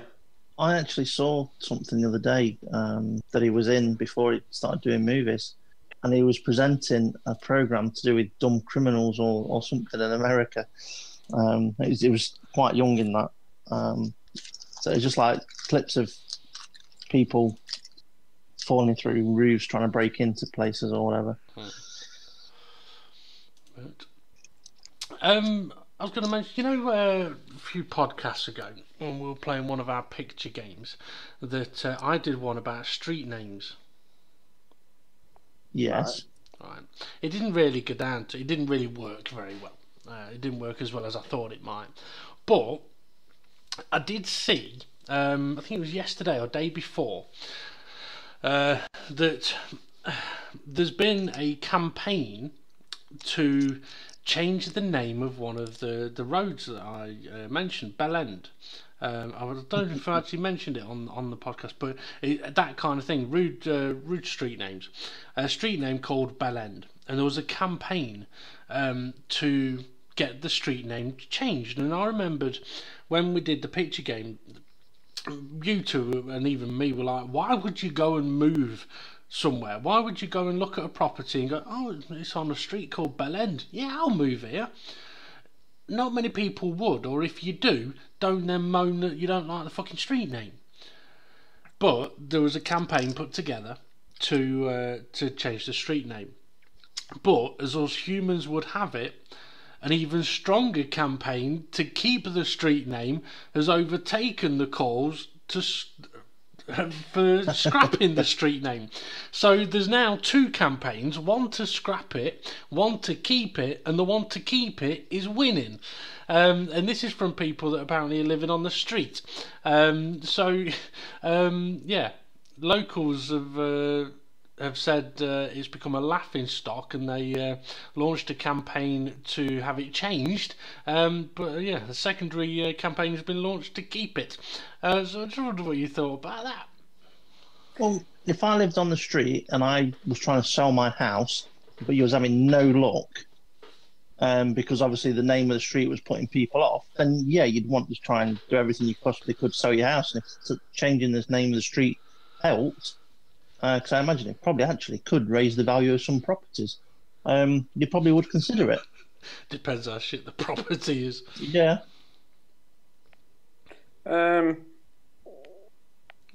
Someone's hungry. Not me. I don't know. I'm a bit like... Don't care. Yeah, it's not one of them that really, really bothers me. I just think, end of the day, these people that are voting for it to stay, clearly they don't live on that road, and they just want to fuck people. How do we vote? Oh, that would be cruel. Be funny. We should do that. But it Yeah, I just mean, who but I gets think- the right to vote? I think that might have happened with US president election. Fucking Yeah. hell, I think you might be Oh. right there. Let's just see what'll happen. Well, what do you think to Oprah Winfrey? Possibly going for the next election. Are you having a laugh? No, So we serious. we basically could end up with Oprah Winfrey against The Rock. No, The Yeah, Rock's not going to do it, but that's just talk. Well, Dwayne Johnson has said, from what I've seen him say, he's got a lot more to do in his life before he considers being anything to do with anything political. All right.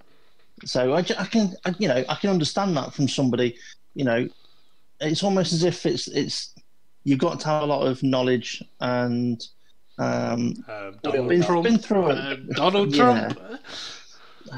I think though there should be a minimum age, so that people can say, well, at least this person has had some life experience. The thing is, I mean, I always said if The Rock put himself in for presidency, he'd fucking win. Because people would vote for him because he's The Rock, not because of his political agenda. But this is the thing. What's the difference between? And I'll probably get hated for this. What's the difference between the Rock, Dwayne Johnson, and Donald Trump? And I'll tell you what the difference is. Nothing. There's no difference because they both are are just actors, and they will just act out the role as president, and will just be given information on what they can and can't do, and they'll just be advised with everything. I don't, you can't tell me that Donald Trump is the one that makes the final decisions what happens in America, because if that is the case, then America really are fucked. But Oprah Winfrey, to me, she's a lot more knowledgeable and a lot better candidate than a lot of the other people out there, like Donald Trump.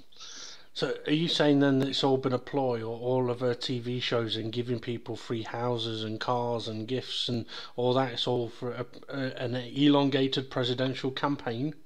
No, that's Ellen DeGeneres that's been doing all that. Well, Oprah Winfrey's been doing it for decades, though, hasn't she? Yeah, I know, but yeah, I mean, Oprah Winfrey has got enough support that if she was to do it, I think she would win it. The thing is, I don't think. I mean, it'd be interesting to get your view on this, James, because I know you know a bit about American presidents, but I can't see the point of electing someone because they're good on TV, or because they do, this can sound bad, but because they do good charity work. Elect someone that knows how to fix your fucking country, not someone that looks good on TV or says the right things. Oh, can you just imagine having Jimmy Savile as Prime Minister? Oh, Jesus Christ. Now then. Jim'll fix it for you. I can't do it. You know what? I've not mentioned this to you, but me Uncle Andy is sadly no longer with us. He used to do his jewellery for him. Bloody hell. Yeah. Because always, like, Jimmy Savile would always have, like, medallions and stuff like that. Yeah. Me uncle used to... He worked at in Bingley, and Jimmy Savile had a thing of him put in paper called... It would picture me Uncle Andy, like, just literally, like, melting down a ring. And it were called... I tried not... Andy's ring. No, it were literally the headline of the newspaper. I think it was Telegraph and Argos, like the whole of Bradford, and it said something like "Meet the King of Bling," and it was Andy up front of the paper. It was classic. But there were all these pictures round because Jimmy Savile came because he went to open up a new. He moved from one end of Bingley to another, to Main High Street. And when he moved to Main High Street, Jimmy Savile came to open the store up and cut the ribbon. Ah, right. So so there was like pictures of my Uncle Andy and Jimmy Savile. So my Uncle Andy died like a year before Jimmy Savile and all the controversy came out. and there were all pictures of Guaruntee and Jimmy Savile right shoved. And my auntie Brenda, his wife, went round and she was like, I can't believe it. Oh, pictures, I've had to take them down. I'm like, why? They've all got bloody Jimmy Savile. Oh, fucking hell. It was brilliant. Amazing. Oh, you what? It's a sad story, but I hope you wind her up about it. You know what you should do? You should find one and put it up somewhere. No, we've got to say, we were quite funny, because even I was like, bloody hell. I remember I once met Jimmy Savile. Are you alright, James? How did it feel? No, he weren't. Was he gentle or was he... No. Did he fix it for you? Did he go Pulp Fiction? Must have been about 11. Ah, you're too old. And I remember my dad going, oh, look, it's Jimmy Savile. And he literally just left me. And he walked straight over to Jimmy Savile and like shook his hand and went, "Oh, you're right, Jimmy." And then Jimmy Savile just walked past me and like just sat like put his thumb up and walked past. Put his thumb up where? Yeah, he was looking saying, yeah, I know where this is going later, boy. It were at this God, it's sounding weird now. It was called Love Parade. Yeah. Fucking hell. And it was like we're in Leeds. It were like a music festival, right. And when he walked past me and put his thumb up, I'm not kidding you. I've never heard music as loud in my life. I was just moaning at my dad, going, "I want to go home because my ears are killing me." And my dad was like, "Oh, it's brilliant, this." And I'm like, "Is it?" Yeah, you met Jimmy Savile. Yeah. Exactly. Oh dear. But yeah, no. What were we on about before? No idea. Carry on. Oh, Jim will fix it. Who else will fix the world? Yeah. Well, yeah. Good luck on that one. Did you know? I was going to say, Lee Mack was once on Jim will fix it. Apparently, he'd written in saying like he wanted something really special. And they contacted him and said, we'd like to invite you down to the show. And I was like, oh, amazing, great, I'm going to get what I want. And then they basically turned around and said, right, we've managed to get you some trumpet lessons. I said, but I don't want to play a trumpet. Yeah, well, we can't get you what you really wanted, so we're giving you trumpet lessons. Well, it's better than not, isn't it? It's better than a yeah, I suppose. They're expensive, them trumpet lessons. True. I was going to say as well, though, did you know, James, that you know Seth MacFarlane? I mean, I only know this because Steve made me watch a YouTube video the other day.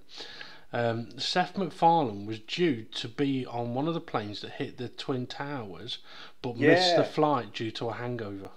Yeah, I knew. Yeah, weird. It's weird, that, isn't it? Talk about lucky. Because I'm just weird because I watched this episode of Family Guy. And Stewie and Brian were on screen, and they went, something's landed, unlike the planes on 9/11. And then he went, oh, Stewie, that joke's in bad taste. And he went, oh, yeah. He went, I was meant to be on that plane. And then Stewie went, yes, I was too.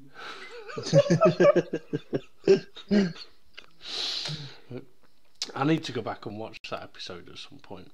I've hardly watched any of the Family Guy. I think that's what I'm going to move on to next. Yeah, no, I went through a phase between like 2008 and 2010 for like 2 years where I watched all Family Guys, and then I just got to a point where I just had too much of it, and I'm like, oh, I've left it, and now I've left it for about 7 years, and now I've got like 7 years worth of Family Guy to watch. I didn't realise for so fucking long that Meg was voiced by Mila Kunis. Yeah. How does someone so attractive do the voice for such a munter? I think she's a munter anyway. Oh no, I like her. It did, didn't it? I'm wondering whether you mean you like her or you like Meg. No, I like Mila Kunis. Yeah. Have you seen the real life Peter Griffin? No, no. No, oh, you should search on YouTube, the real life Peter Griffin. He is the spitting fucking image of him. And he sounds like him as well. I mean, literally, if you were sat in a cafe and you were thinking about making a cartoon and you wanted a character, you could look at him and go, draw him out, there's Peter Griffin. It's brilliant, you should check it out. Because he basically, before Family Guy came out, he was nobody. He didn't really do a lot. And then Family Guy came out, and he was like, hang on, I look like that. And he's made the most of it. So he's done appearances and done loads of different shows. I'm pretty sure he's met the crew as well. I think when Seth MacFarlane heard about it, he was like, I've got to meet this guy. Which you would, wouldn't you? You'd be like, well, if you're going to rip off my show, I've got to make sure you're legit. And to be fair, he is. It's pretty interesting, quite good. Not much of a rant, this, but yeah, it was pretty good. Talking of rants, I was going to get on another type of video game, and that's just your average game. They're all shit, aren't they? Yeah. They're all... Especially when they've got characters in them of people you recognise. Yeah. What do you mean? Hang on, why does this sound like something that I don't know about? Hang on a minute. Am I being stitched up here? No. No, what it is I've got a new manager, right? And I said to Steve, I hope to God he ain't listening, but I said to Steve, I says, it's weird, right? I met my new manager, and straight away in my head, I had an image of a video game character. Right. From when I were a kid. Bart Simpson. Somewhat on PlayStation 2, anyway. Crash Bandicoot. And I've gone back to have a look at this character, and I feel like it's like spitting image. But because obviously it's my manager, I don't want to cause offence or anything, so I better not show it. Because I know for a fact if I show it, it's gonna go viral, and then I'm gonna lose my job. Don't show it, just tell us. But yeah, no.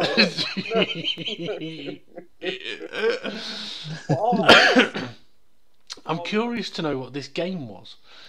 Well, the video game is Star Wars Bounty Hunter with Jabba the Hutt. No, you play Jango Fett, and you basically it's the first bounty in the game. Right, you did tell us about the game on the games podcast we had a while ago. I think I remember talking about it. And it's the first bounty you have to capture in the game. All right, okay. And I remember just playing the game and like this image of this character. And then, have you ever done it though, where you've bumped into somebody and you've thought of a cartoon character's face rather than their, like I can't word it other than you see another thing's face in somebody else that shouldn't. Sounds like you're talking about Jimmy Savile again. At our old school, obviously quite some time ago, we had a science teacher, and I can't remember his name. Mr. Jones. But he looked like a different science teacher. He looked like the Dungeon Master off Dungeon Master, the kids' TV program. Campbell. Yeah. Mr. Campbell. And he just spit an image. Yeah, he did actually. He short, boldish head. Yeah. Yeah. You know what? Talking to teachers just reminded me of something, right? I remember being in food technology, and this technology teacher, can't remember his name, but he always used to speak like this, very nasally. A little bit like a male version of Lois from Family Guy. And I remember this day, because I remember sat with my mate Andrew at the time. And we were both sat there, bored out of his head, staring at the table. And the teacher stood right in front of us, talking about hygiene in food technology. 2 seconds later, we see a massive lump of skin fall on the table in front of us. Ooh. We looked up, and he was wiggling his finger around in his ear. it'd come out of his fucking ear. And we both literally started gipping, and we just thought that'd be a perfect comedy character. Somebody who's there to talk about hygiene, rancing us out themselves. A bit of a Shrek moment. Yeah. Oh, we had a home economics teacher, and one of my classmates locked in a cupboard under the stairs, not under the stairs. There's just a, what do they call it? Just storeroom. And then she's just crying. I can't remember her name, but she was literally crying because we wouldn't let her out. You nasty bastard. Well, the thing was, no one owned up to who it was. No one said who did it. So no one actually got into trouble for it, and she must have been in there about half an hour. It's funny, eh? I don't know. I would never do such thing to a person that blends the minds, or should I say, guides the minds of our youth. I think I've probably already mentioned this to you both before, but I remember it wasn't me specifically. It was other students at the school I went to, and it were a French teacher, and she hardly spoke a word of English. Me being me, I were in class with all div kids who didn't speak a word of French, so there were a constant battle, and let's just say people that couldn't be asked being there learning French, including myself. And it just got to a point where our entertainment was, as she turned around to write on the whiteboard, somebody get out. There were about 8 of us, not me, but other kids. 8 of them would get out laser pens and like aim at her head, like as if they were like 8 snipers about to pop her off. But yeah. But you said not me. Is that because you were doing it with a lightsaber instead? No, it definitely wasn't me. And the game was to keep the laser on as you could, and as she turned round, you had to just turn it off at the last second. But yeah, no. Usually what happened was she'd turn round and, like, because she's wearing big glasses, it'd like light up her glasses, and then hear her go, "What's up?" I think what you should have done, you ever heard from a French teacher in English was, "What's going on?" What you should have done was all got your laser pens and tried to aim them all exactly the same point, and it would have been like Death Star. It would have been high powered. I remember at our school, the guy it's not there anymore, this particular building, but it was tower block, and the windows on the downstairs level would open quite wide. We dared someone to jump out the window during class when the teacher was looking at the blackboard. So he jumped out the window. I was like, well, what's he going to do now? Because we didn't tell him what to do other than jump out the window. And about 5 minutes later, he comes and knocks on the door to come back in the classroom. It jumped out the window, but there was people out in the field doing PE. And he'd been seen jump out the window because they were returning from PE, and the other teacher had collared him and sent him back to the classroom the other way. And the teacher was like, "Where have you been?" I remember once as well trying to do an English class, and as we were doing this test that they'd banged on about for ages, going, "Oh, you need to hit this target, blah, blah, blah," a lot of bullshit. I remember sitting down to do this test, and I sat right at the back of the class. And back at class, there were like windows, and then behind the windows, there were about 10 metres, a big dry stone wall fence, and then a massive field. And it were literally, on that day of that test, I think it were like mating day for cows. And all I heard all the way through this test was, And you'd look out and you'd just see a cow's head. And you'd be like, what? And then you'd look and then you'd see that it was like mounted on top of a female cow. You'd literally like every 2 minutes. And I couldn't stop laughing. I think I ended up getting like sent out of class for laughing, but it was just too good to be true. As well, like at school, I were quite not a teacher's pet at all. A goody two shoes.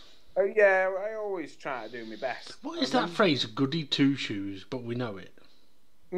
Where's it come from? Horses. Don't know. Horse don't know. But yeah, one of them days where I was just not in mood for a load of crap off teachers. And I remember going into this one class, and there was this teacher, and everybody always used to say, and I remember his name just because it's the name of a car, called Mr. Bentley. And everybody was like, oh my God, don't mess with Mr. Bentley. And I was like, he's only a man. You know what I mean? He's not like fucking God. Yeah, exactly. Everybody was like, oh my God, don't mess with him. Anyway, I'd never been in one of his classes before. And I sat there in his class, and I remember I had a dentist appointment, and it were at 3 o'clock. So I knew I had to leave for 2:30. And I just thought, me being me, and maybe a bit more stubborn than I normally was, I just had no filter. Normally I'd have held my breath and just like gone, oh, I better not mess with him. But because everybody had told me not to mess with him, I felt like I needed to mess with him.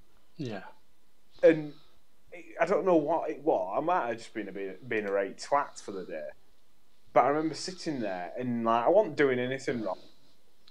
I sat there, we're asking them all to be quiet. I were being quiet. A load of other kids were all talking, something like, be quiet, be quiet. And then he just went, I remember him saying as we're doing this work, he went, right, well, because you've all failed that test, you're all staying an extra 10 minutes after. And I just put my hand and went, oh, just to let you know, I'm going to dentist. I'm going to have to leave at past. And he went, you what? I wouldn't believe you either. You lying little bastard. Fuck you. You've been pissing me off all fucking day. I just talked to him as if he hadn't heard me. I didn't like he was expecting me to be like, oh, I'm sorry. Because he said you what and not pardon or you know what I mean, something polite. You what? So I thought, right, well you've said you what? I'll just talk to you like as if you hadn't heard me. So I went, oh, just to let you know, sir. I've got a dentist appointment at 1:30, so I'll have to leave at 1:30. You're like, are you getting funny with me? Or something like that. I went, no. He went, you better not be getting funny with me. I don't know you, but you don't want to get to know me. And I was like, but I literally just went on this thing of, I'll just keep answering you back. And everybody like, oh my God, James is going to get murdered. I'm literally like, I went, why wouldn't I want to know you? So, and then it just went on this whole thing, and he went, right, you outside, and then I went outside. Well, I can go to the dentist now. It was the first time I've ever been sent out of class, and I was like, bloody hell, I'm 15, and it's the first time I've ever been in my life been sent out of class for being naughty or whatever. And I literally just stood there and I thought, well, what have I done wrong other than answering back? But if he's asked you a question. But he said, you what? So I thought, well, I'm going to ask it again then. So anyway, he comes out and he goes, do you think you're some kind of smart Alec? No. And I was just like, no. And then just as we were walking back in the room, I went, all I was telling you, sir, is I've got a dentist appointment. And he was just like, right, well, go and sit down. And literally at 1:30 and just, I don't know how I had the balls, but it literally just hit 1:30 and it didn't say anything. I just grabbed my stuff walked towards. He went, "Where do you think you're going?" I went, "Oh, you remember earlier I told you about that dentist?" He just hit the fucking roof. But I literally went, "Bye." I never met him again. Never met him again. I just thought. I think because I didn't show him that I was scared of him, he was not intimidated, but a bit like, why is he not scared of me? Everybody else is scared of me. What he was wanting to punch you to fuck, but knew he couldn't. Classic. I know many people who wanted to do that. No, I've been sent out of class though for a few things. I mean, and I'm pretty sure I've mentioned one of them on here before, which was to do with I didn't want to read a book, so I said I've not got my glasses, even though I don't need glasses. But I once got sent out. Dirty bastard! Who was that? James? Was that James? No, it wasn't me. It wasn't me, but it's to do with what I'm about to say. James. Yeah, I farted in class. Silent but deadly. It absolutely reeked. And thing was, I turned to my mate next to me and says, "Oh my God, I've just farted and it absolutely fucking stinks." Well, the smell drifted all the way through the class to the teacher. The teacher basically stood up and said, "Who's made that dreadful smell?" And my mate next to me went, "Steve did." And I got sent out of class, but the funny thing was, didn't smell outside. See, that's where the teacher should have gone, right, everybody out, Steve, you stay in here. As I was saying that, I mean, you're talking about that, right? You might not know, James, but you do know that Steve comes around here sort of like one day a week, and every now and again we'll have a bite to eat. And we had been getting curries and kebabs from a particular place, and the food seemed to have gone downhill there. So we tried somewhere different, and the food is brilliant. It's the first time I think either of us has ever had Indian food, and it's you just cut out, Dave. Oh, which bit? It's the first time we both. It's the first time we've both had Indian food, and it's not given us the shits. The food is that good. There's no particularly nasty after effect in that regard. But I'm not too good with really spicy food. I can have the mild stuff, but I can't have really spicy. Steve, on the other hand, likes his spicy food. Yeah, that's like Vicky and me. She loves spicy stuff. I can't handle it. Yeah. Well, Steve recently couldn't finish his off, so he left it here. And I was like, "Oh, you can take it if you want." He goes, "No, you can have it later." I was like, "Oh, I was full. I was full. It wasn't that I couldn't eat it because it was too spicy. I was full. I was full. So I thought, well, I'm not going to have that. It's too hot for me. A couple of hours later, I actually get a bit peckish, and I think, you know what? I might cook some chips. It's now about 4 o'clock in the morning, by the way. So I might cook some chips, and I'll heat up that bit of curry he's left. Fuck it, I'll do that. So I did. And it was hot. Like, it was fucking... I was sweating out my nose. Hot. Right. So anyway, enjoyed it, although I couldn't ever order that particular dish. The next day, I need to go Asda to get some cleaning stuff. And I'm getting dressed, and I grab a t-shirt and put my t-shirt on, and I pull it down. I'm like, yep, that's long enough. It is covering the fat belly. By the time I get to Asda, right, I'm walking now. I've parked up. I'm walking to Asda. I'm like, hang on, I've got a bit of a fucking draft. My t-shirt is now not long enough. My t-shirt's too short, so my fucking belly's hanging out. Right, and I'm like, hang on, what the fuck's going off here? And then as I'm walking round Asda, I'm like, oh no. Oh, I'm going to have to be careful. I'm going to have to be fucking quick here, because I'm either going to have to abandon my shopping and run to the fucking toilet, or I'm going to have to hope I can make it home. So I'm going around fucking Asda, belly fucking swinging, t-shirt shrinking on me, fucking gasps of wind dropping. I mean, there's nothing funnier than walking around somewhere like Asda and going, oh, right, fart in this aisle, walk round to the next one, and here's somebody else walk down the aisle and go, what the fuck is that? And you normally see them coming round the next aisle. Rubbing the nose, clearing their eyes.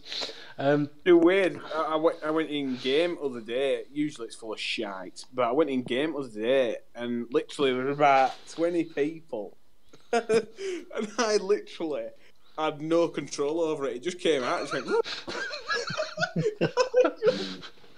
just looked round and said, "Who the fuck was that?" Just carried on. Everybody stood there just going, "Ooh, what the fuck's that smell?" And I was literally like, "Yeah, it's me, but I'm not saying that." Okay. I think it's funny that when you're walking and you fart, quite often every footstep is a fart. It's like that's one thing that bugs me. Other day I went in game. It was before Christmas. You should never go in game around Christmas. No. I went in game. You couldn't see fuck all. There were that many people in there. You couldn't walk down any aisles. You couldn't look at anything. And this is one of the things. If I own a game, I haven't purchased a PlayStation VR because I don't know how good it is. Now, if somebody had a demonstration model, something to test it out, same with steering wheels and pedals. Yeah. Where you can actually test it before you buy it. Me and Steve have said this for a long time about wheels and pedals, because we've obviously been using wheels and pedals for a long time, and it is difficult for a lot of people to go, you know what, I need to upgrade, I need new stuff, like whatever, it's broken or whatever, but I don't know what to buy. It's like with gaming chairs. Yeah. I really wish I could have sat. I'm happy with what I've got now. But you're looking for a new seat to sit on to game in, and it's like, I really want to be able to sit in it before I spend some decent money on a decent chair. Yeah. And it's like with a wheel, I want to be able to use it and feel it and find out whether it's worth spending that extra 30, 40 or 50 quid to go up to the next mod. Yeah, exactly. But that's it. You've got no clue. You're going on, well, it's expensive, it must be better. Yeah. What I would say, though, about PlayStation VR is it's not quite as good as what you can use on PC, but it is amazing. And if I had money and I could afford one, I'd have one. And I would literally be using it for rally games, and I'd buy the next GT game because that's compatible. I have played on one with Drive Club. That I don't like the game, so that kind of put me off. But when I raced on it in a rally game on dirt, unbelievable, unbelievable. The feeling that you get from driving on the VR on it is brilliant. Yeah. And if I had VR here now, I'd be on it every day. I'd literally be on my driving games all the time. Bullshit, you'd be on porn all the time. That's what she wouldn't need to know about. I think she'd realise when you sat there, fucking steering wheel's not moving, but your head's bopping up and down. I could pretend. She does. No, the good thing though with the PlayStation VR, there are some games where you can play 2 players on it. One person's actually uses the TV screen, and obviously the other person's using what's on the VR headset. Right. So you're actually getting 2 different images. But also you can have it where it's relaying what is on the screen. So like for VR Rally, not VR Rally, bloody hell, that was an old game. For Dirt Rally on a VR, it's just replicating what is on the screen, but on your headset. But there are some games I'm trying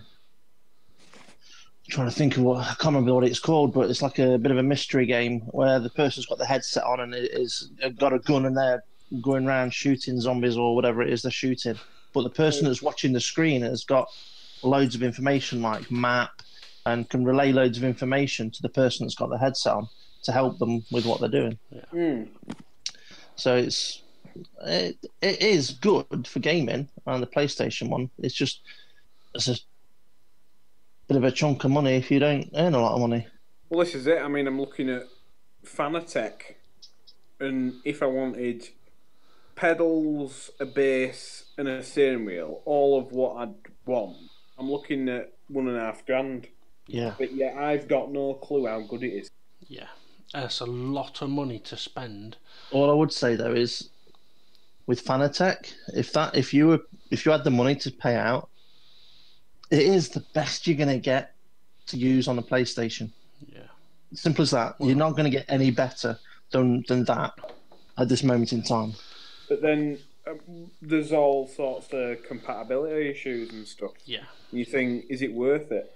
Well, that's true because there's someone that raced in the F1 league that I race in that couldn't race on the latest game because it didn't wasn't compatible with Fanatec wheels. So he had to race on a pad for a season. See, that pissed me off. Yeah, definitely. When you spend that amount of money to then find it's not compatible with a game, that's frustrating. Well, I mean, that's where it comes down to: is that the wheel maker's fault or is that the game maker's fault? It was the game maker's fault, surely, because the game should be compatible for all wheels. Yeah.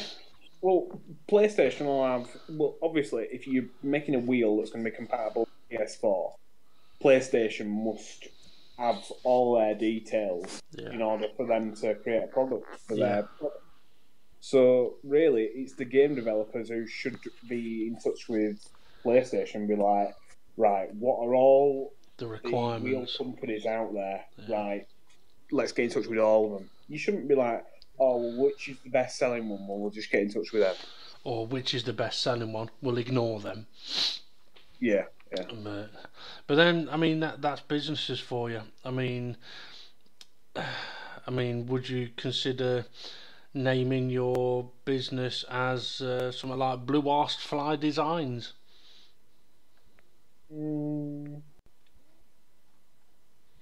What's that got to do with it? It's just, or even name, well, just company's decisions, naming your company. Sod It Systems Limited, or Robot Dick Limited, or Dapper Dog, or I've got a good one. Or Stylish Bitch Limited. The Codemasters. It's like they're fucking masters of fuck all. Never mind coding a game. Or even Sugar Tits Limited, or Manwhore Limited, or Go Doggy Limited. I say these names because these are all names that companies put forward as names they wanted their company to be, and they were rejected. Rejected company names. Yep. But I mean, that's the thing. I mean, businesses will do whatever they want to do to a degree. And I think what gets me with Codemasters, and I mean, even we talked about smartphones earlier. The idea of having all smartphones have the same charger connection is a fucking good one, right?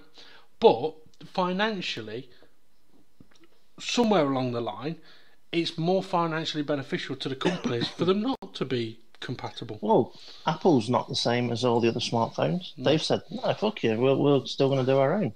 Yeah. Which means you can't borrow your mate's charger when he's got a different phone. So you've got to buy your own. You've got to make sure you have your own. I mean, I don't see why.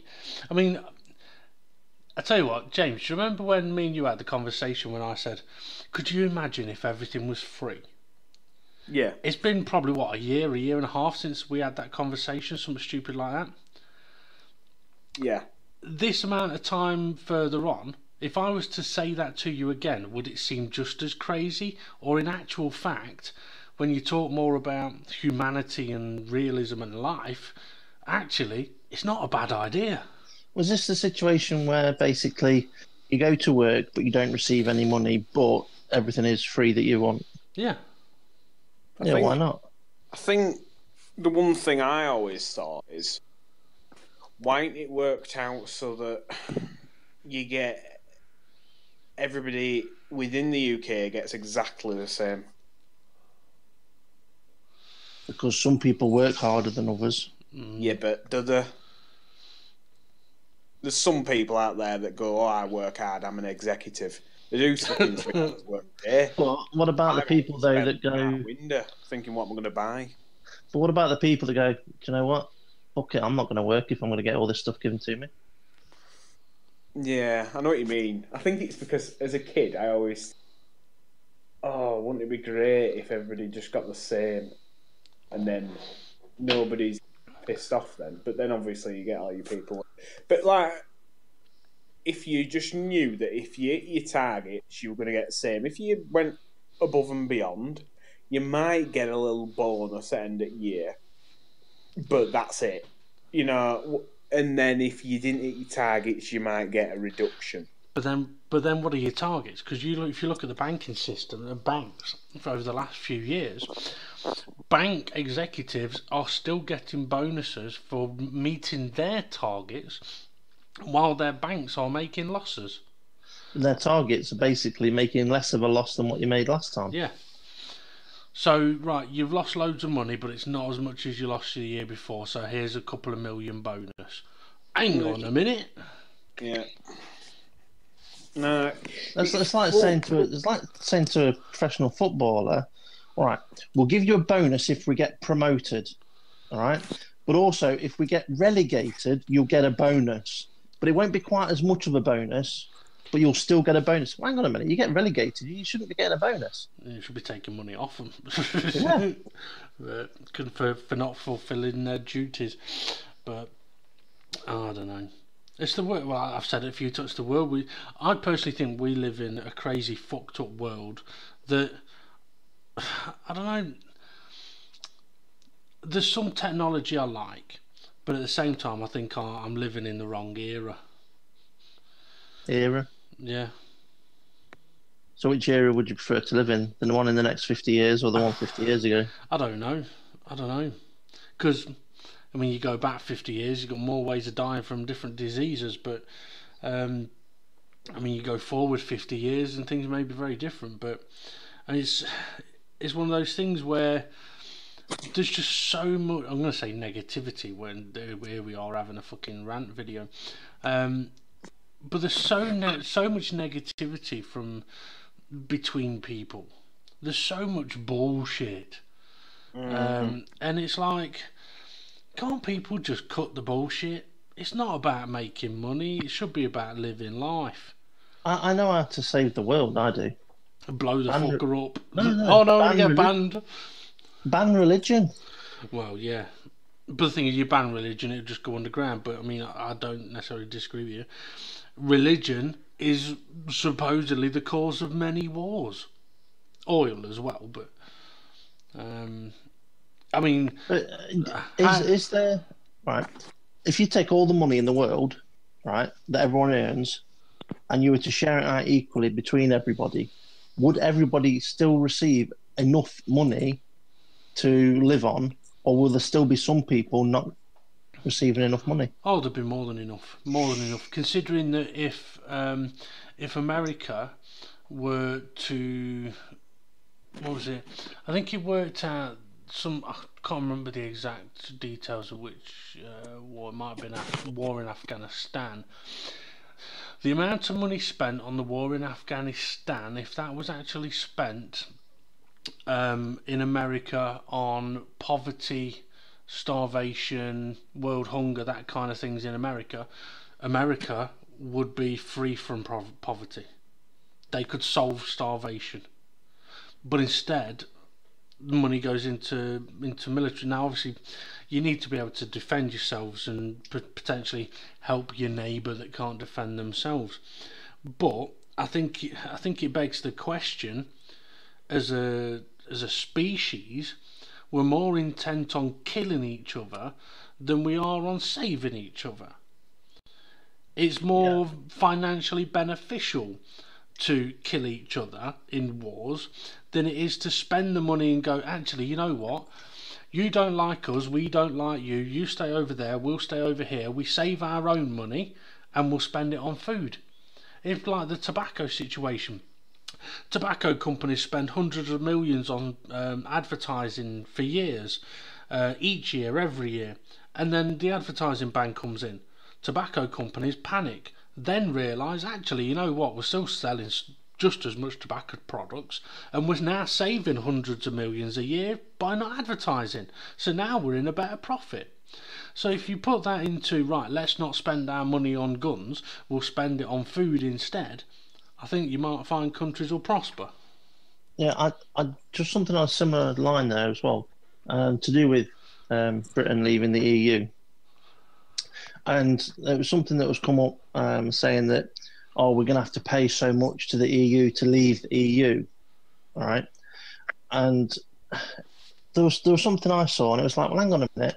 Britain has already paid a massive amount of money to make the EU what it is today. And just to put this into context of what I mean, when there was the wars in Europe, or the World War One and Two and whatever, Britain ended up having to borrow money from America over I think it was 150 million pounds per year while the war was going on. Right, and I think it was only about 5 years or so ago that debt was finally paid off. Like the World War debt was finally paid off. So surely Britain has paid its way for Europe to be, or for Britain to be free in Europe. Yeah, exactly. I mean, no offence, if it weren't for us, we'd all be fucking goose stepping round. Yeah. I mean, there are other countries that helped as well, but at the same time, yeah, you know. Oh yeah, yeah. I mean, but it was Britain that took the financial debt. Yeah. That was the main thing. That it was Britain that took on the debt from America, and took the. It wasn't just a financial borrowing of money from America. It was also what came with it was resources that that was given to this country that Britain had to then pay back an amount, which was in that total. The thing is, what was that? British millions or American millions? Well, I don't bloody know. Because this is something that pisses me off as well. A British million is a million, an American million is a million. So when Americans say, like the American president will say, "Oh, we're currently 750 million in debt," they're not. They're 750 million in debt, which is a considerably larger fucking number. I mean, if they can't even count the same as everybody else, how do you expect them to fucking be the greatest country in the planet? Right, okay. I'll give you some facts then. In 2006, it closed its debt, and the debt was at 50 installments of 42.5 million. That's a lot of money. That's British pounds. So 50 installments of 40 how much? 50 installments of 42.5 million.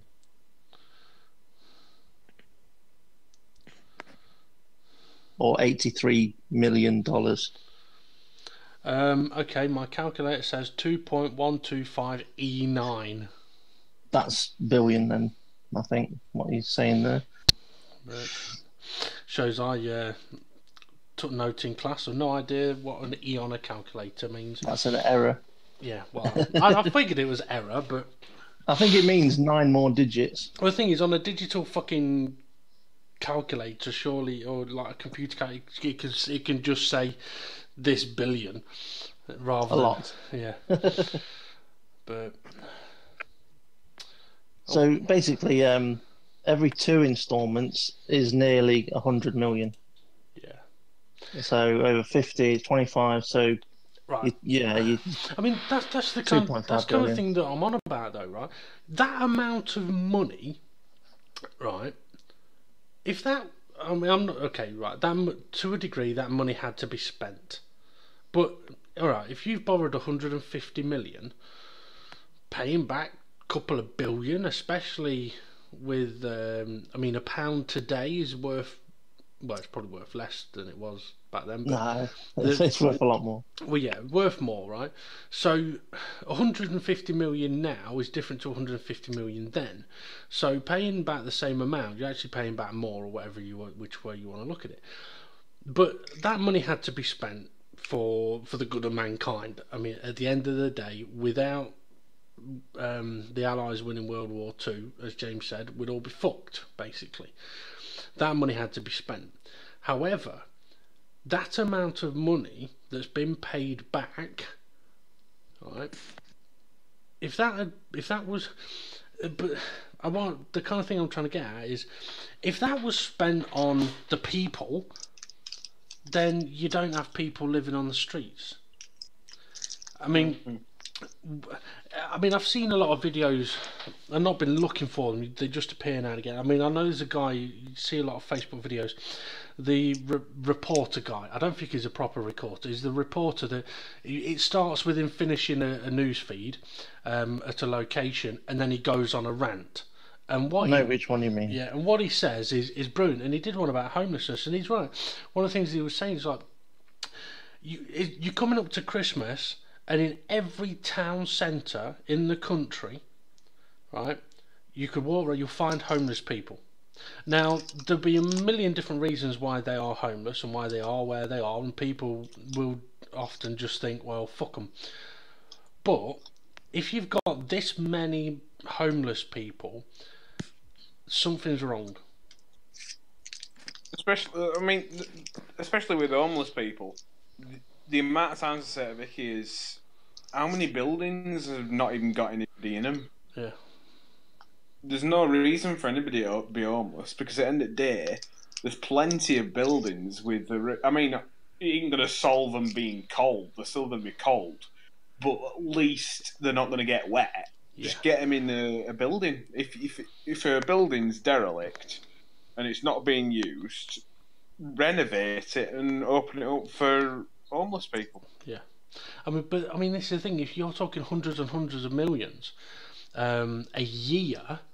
If a portion of that money was spent, like you say, on minimal renovations to buildings not in use, and a staff put in there, I mean, you wouldn't necessarily need a big staff, but even if you had 10 staff earning, 20 grand a year, okay, that's £200,000. But in the grand scheme of things, that's fuck all.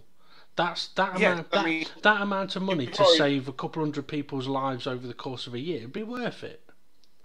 You've already got homeless shelters, so you just move the people from the homeless shelters to these new buildings. Well, they're not. All it is all you've got to do is just make sure that roof works. Yeah. Whose roof? Well, she works in canteen, and all I'm meaning is, you don't have to put eating in there. Yeah, that'd be an added bonus, but at least people are dry and not getting piss wet through. Yeah. No, but the amount of money though that was spent on the war, and could afford to put eating in there. Yeah. I mean, this is the thing. I mean, like I say, I mean, the amount America spends on its military, and to be fair, they need to bolster their military at the minute with Donald Trump in charge.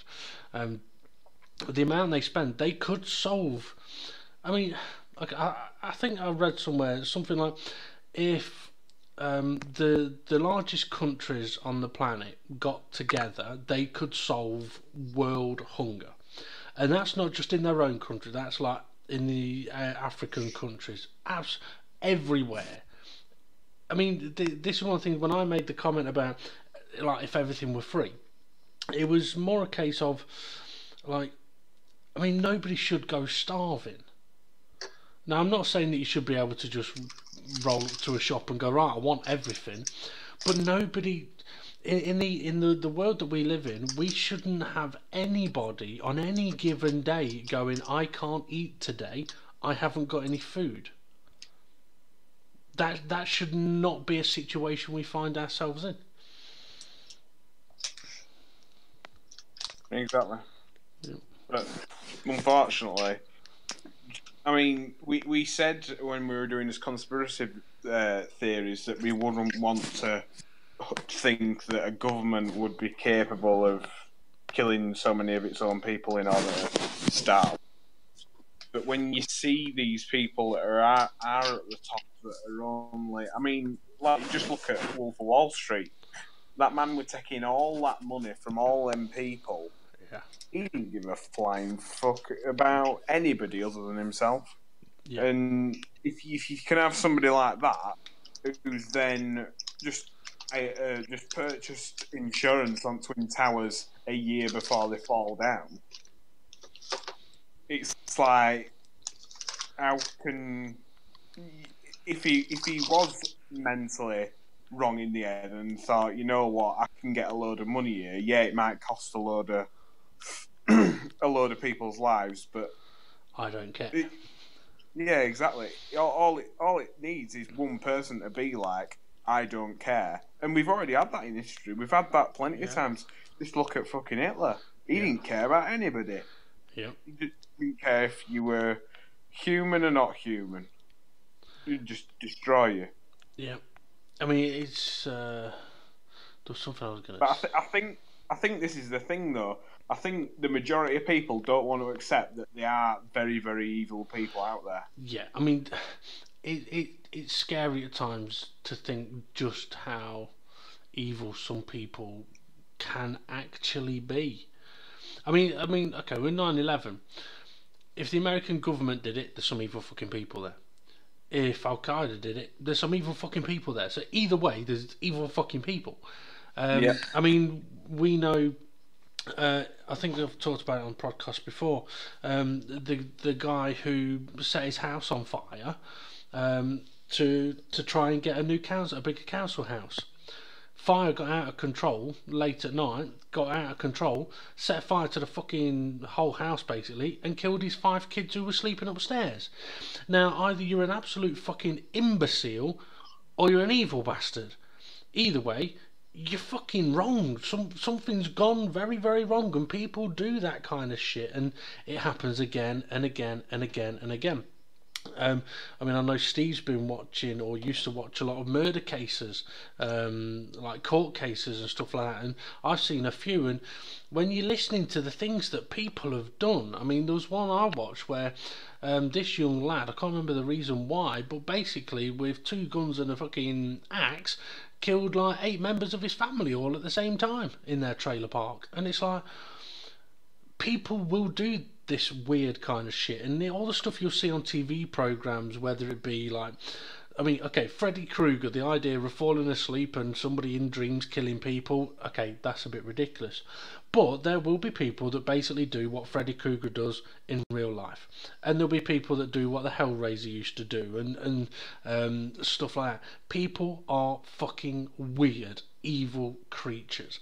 I tell you what, actually, I'm not a big person for sort of movie one-line quotes, right? There's not many that really sort of stick with me, but there was one, and I was reminded of it recently because I watched the film again, and it was from The Matrix. Can either of you guess what the quote may have been from The Matrix that I think is probably the most valid statement ever made about humans as a species? Nope, because I don't like Matrix.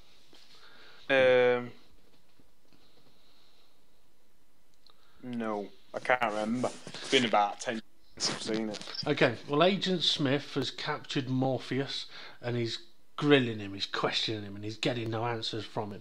And he takes his earpiece out and he says, "I hate this place. I first came here to categorize humans as a species. And what I found is that you are not like all the other mammals. All the other mammals on this planet would integrate themselves into the well-being of the planet. They're natural in their environment. They don't really take much from it, and they give just as much as they take, they give back. Humans come under a different category," and this is the quote, "Humans come under a different category. They reproduce, they wipe out where they live, they move, they reproduce, they wipe out where they live. They expand and expand, killing everything in their path, and there's only one other thing that's like that, and it's called a virus. That's what we as humans are like." And that was a quote that I sat there and I was like, it's fucking right, that guy. Yeah. Well, that was kind of like, I don't want to give any spoilers away, like you pretty much for Matrix, but Arrival was the same. These aliens had turned up basically to say, "We're here to destroy all humans because you're destroying your planet." Are you sure? Dave's thinking, is that the right program, right film? Yeah, I'm thinking, are you sure you're on about the right film there? Do you not remember the one where she keeps having flashbacks? I know the film Arrival, it's just not what you're explaining. Is it not? What am I explaining then? She doesn't have flashbacks. Have you seen Arrival yet, James? I haven't, no. Alright, okay, spoiler alert. She doesn't have flashbacks in Arrival. She sees She has flash forwards. flash forwards, right? Yes. Right, and it's not that humans are sort of about to kill each other. It's just aliens have appeared to offer technology to humans, but the only way the humans can have it is if they work together. So rather than killing each other, they work together. And then in so many years, these aliens will need the humans' help, and that's why they are giving them the technology. So that we'll give you this technology, and then when we need it, we're going to need your help. So we'll help you come together as a species, and when we need it, we need your help.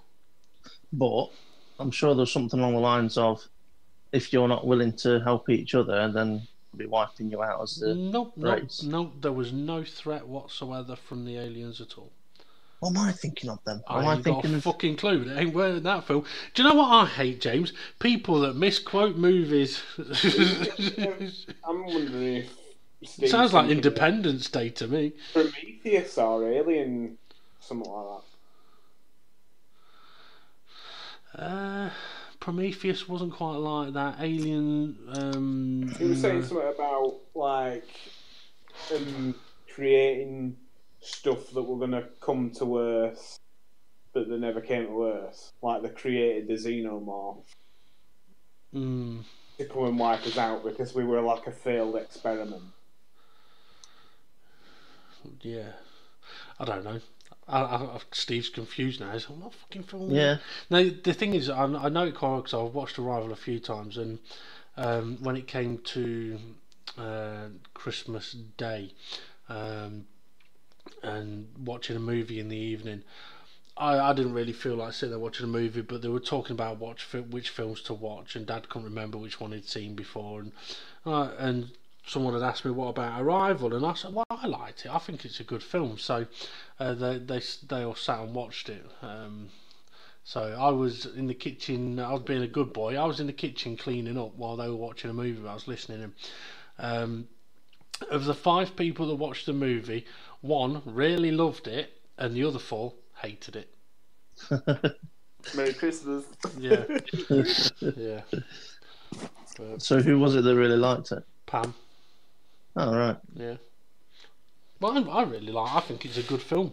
It's just one of those films that if you're expecting an action-packed thriller, it's not one of them. It's kind of a slow burner that never really gets going and then ends. But there's a lot that goes on. There's a lot that happens at the end. Yeah. Right. Just to let you know, guys, I may have to bring the live stream, the podcast, to an end soon because. As you know, I've not had a lot of sleep today, but also I've had nothing to eat, so I may have to go and do food soon. So what I was going to say is, if whatever rants you've got left or anything else that you want to talk about, time to get it out there. Video games, people that are shit at driving. I've covered that. I've got one.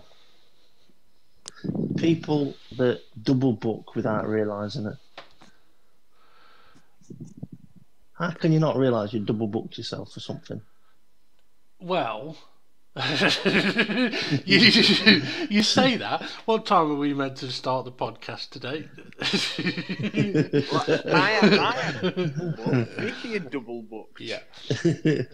So that's how people can double book without realising it when they're not in control of it. As well, when she mentioned it to me, it was first thing this morning at about 5:30, and I looked at her and went right, and then went straight back to sleep. As soon as I woke up, I thought, "Shit, I've got a podcast tonight." I'm like, no. Yeah. But yeah. Other things, movies movies cost too much today. This is one. Do you mean making or going? Yeah, making them. They cost way too much money. Why do they cost so much money? I mean, look, back in 80s, yeah, special effects weren't as cool as they are now. But I watched Indiana Jones first one, Raiders at Lost Ark. Yeah. That were made. Sorry, oh, I'm tired though. That were made for about $30 million. Yeah. Now a movie now can. The latest Star Wars movie, I bet that were over 200 million. Well, half of that will be actors and actresses' wages. Yeah. Well, I think I was going to say, I'm stuttering, muttering, fuck. I was going to say, if I was in control of a movie, I would want to be able to say to the actors, say, right, you will get this percentage of the sales. Right, rather than yeah, we'll pay you 50 million.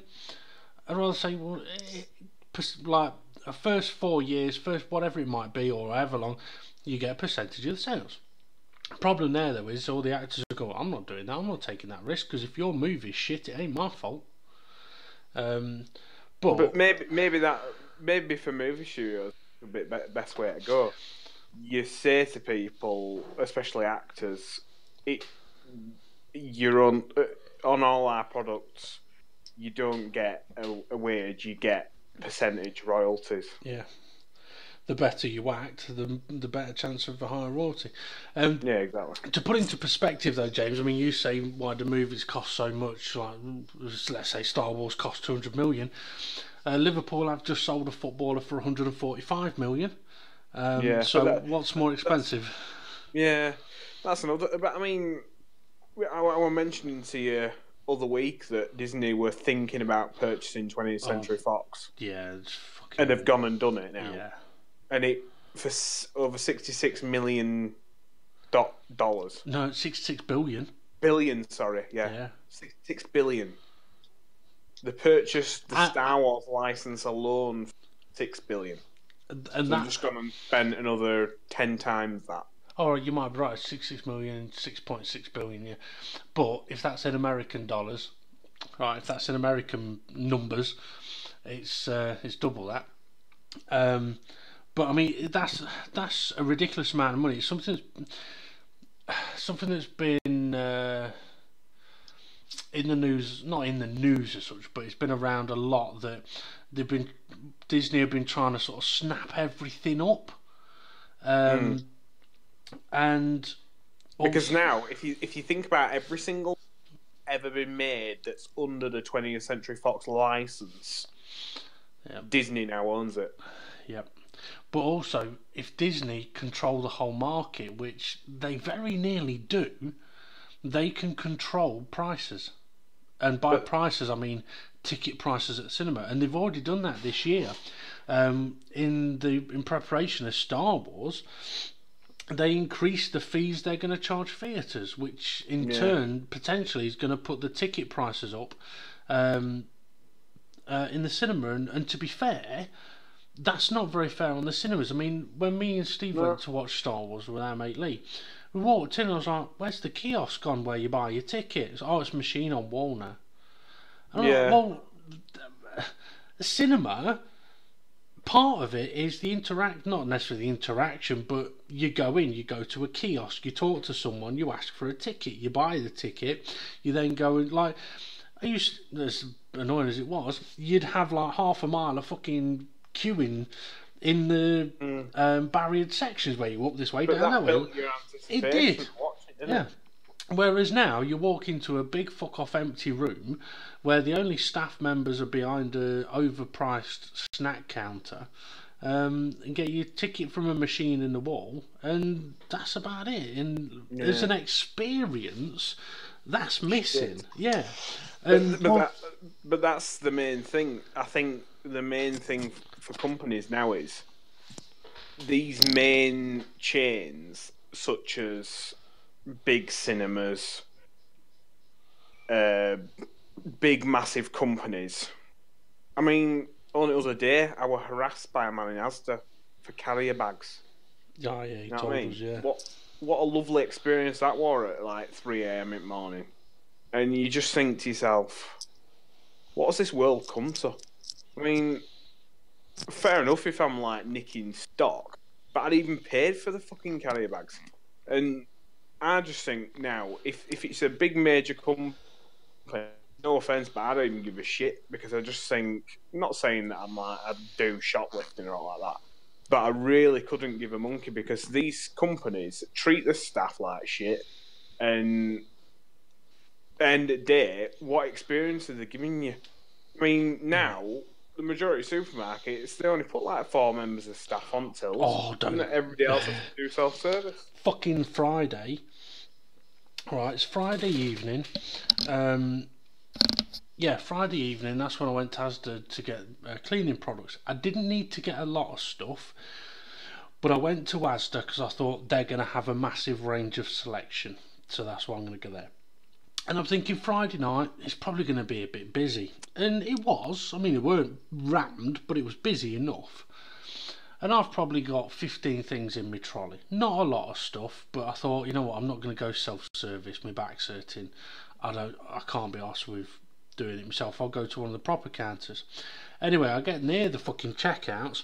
The self-service, there must have been 50 people queued up at self-service, and there was 3 cashiers on. And each one of them had 10, 15 people queuing up. And I stood there and I'm like, are you fucking taking the piss? Yeah. Because not only have I, like, pretty much, as stupid as this is going to sound for people that don't know me, but not only have I pretty much fucking killed myself, belly hanging out, farting all over the place, walking around a big ass fucking shop to get cleaning supplies, I'm now going to have to stand in a fucking queue. I mean, it worked out. It was about 25 minutes before I was actually served. And I must admit, it's probably the first time in a long time where I've thought, you know what, I don't think I'd fancy coming back here again. Yeah, but that's it. But at the end of the day, they don't care. Just as long as money until. Yeah. I mean, they had plenty of people out on the shop floor stocking shelves. But they shouldn't be out on the shop floor stocking shelves. They should be on the fucking tills serving the customers. Yeah, exactly. But unfortunately, because we live in a day and age now where these shops are open 24 hours, they've got to keep... when I walked in at 3 a.m, there were no fucking customers. No fucking wonder it's 3 a.m. And you look around, there's just staff just stood there. Well, the thing is, during the day when you're needed, you're not here. Well, the thing is, one of the reasons that they started opening 24 hours was because they would have, I mean, the Asda near us, they would have staff in there at night stocking the shelves. It's how they do it. Open in the day, sell stuff, at night closed, restock the shelves. And then it became clear, you know what, if we actually took on a few more staff, we could open at night while we're restocking the shelves. It doesn't cost us anything, and if people do want to do midnight shopping, they can.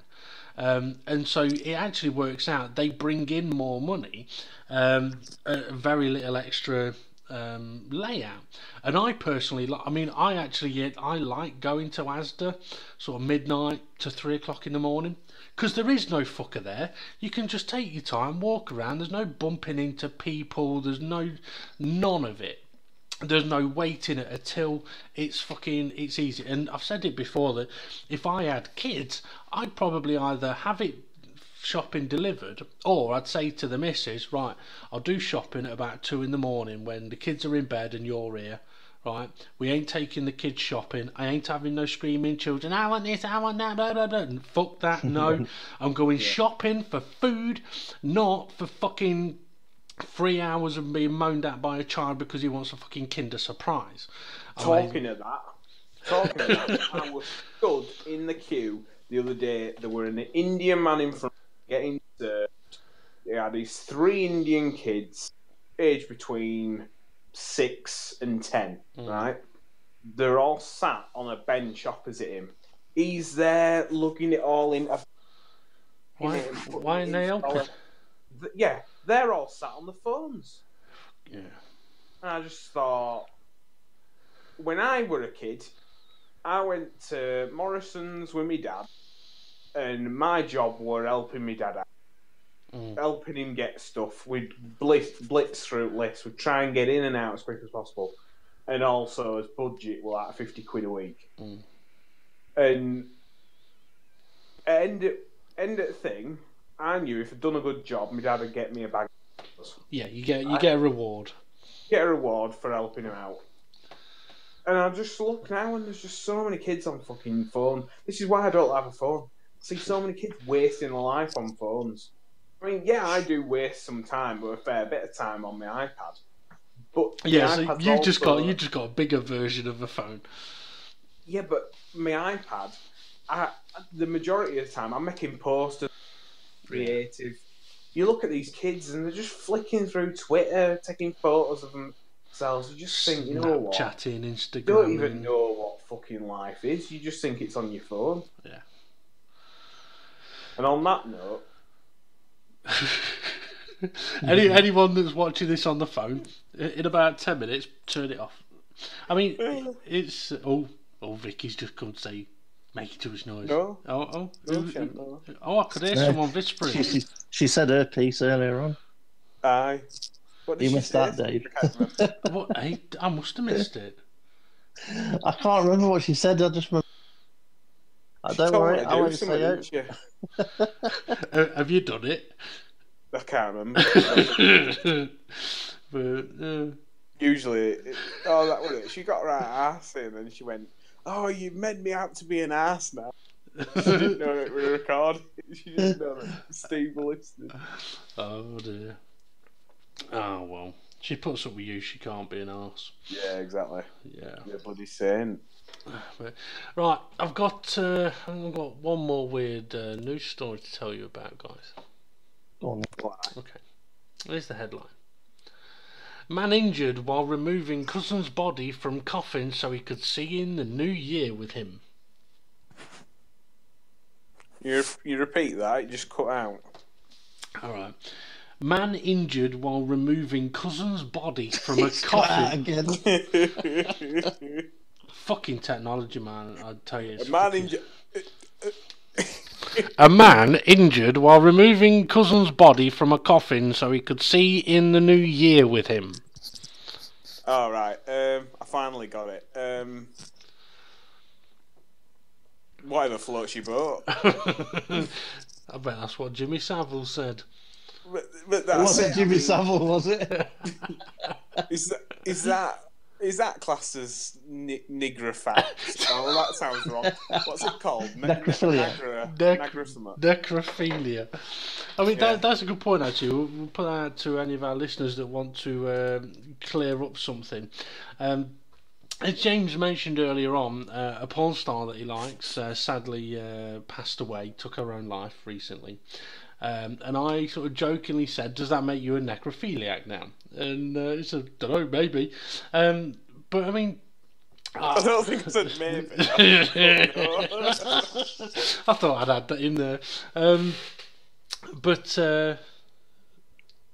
I'm trying to think now if you actually said Steve's yes. comment was, at least she'll never get old. That is true. That is true. But Heartless. I mean, that you say that though, but it's the same with Marilyn Monroe. People only really remember Marilyn Monroe, the white dress, the blonde hair. There's no old Marilyn Monroe to sort of picture. Yeah. But anyway, right. Oh, one little thing before we go as well. I'm not playing with your little week. thing. For next week, I want to quiz you both, and we're not gonna do Star Wars. We've exhausted that. We're gonna go with I might have mentioned it a couple of weeks ago. We're gonna go with James Bond. All right. But we're gonna go from the very, very beginning. Oh, Jesus Christ, man! I've got to watch it in black and white. No. The first one isn't in Doctor No. And I'll send you a link so you can watch that. It's all right, we'll watch it legally. Don't worry. Oh, yeah, all right.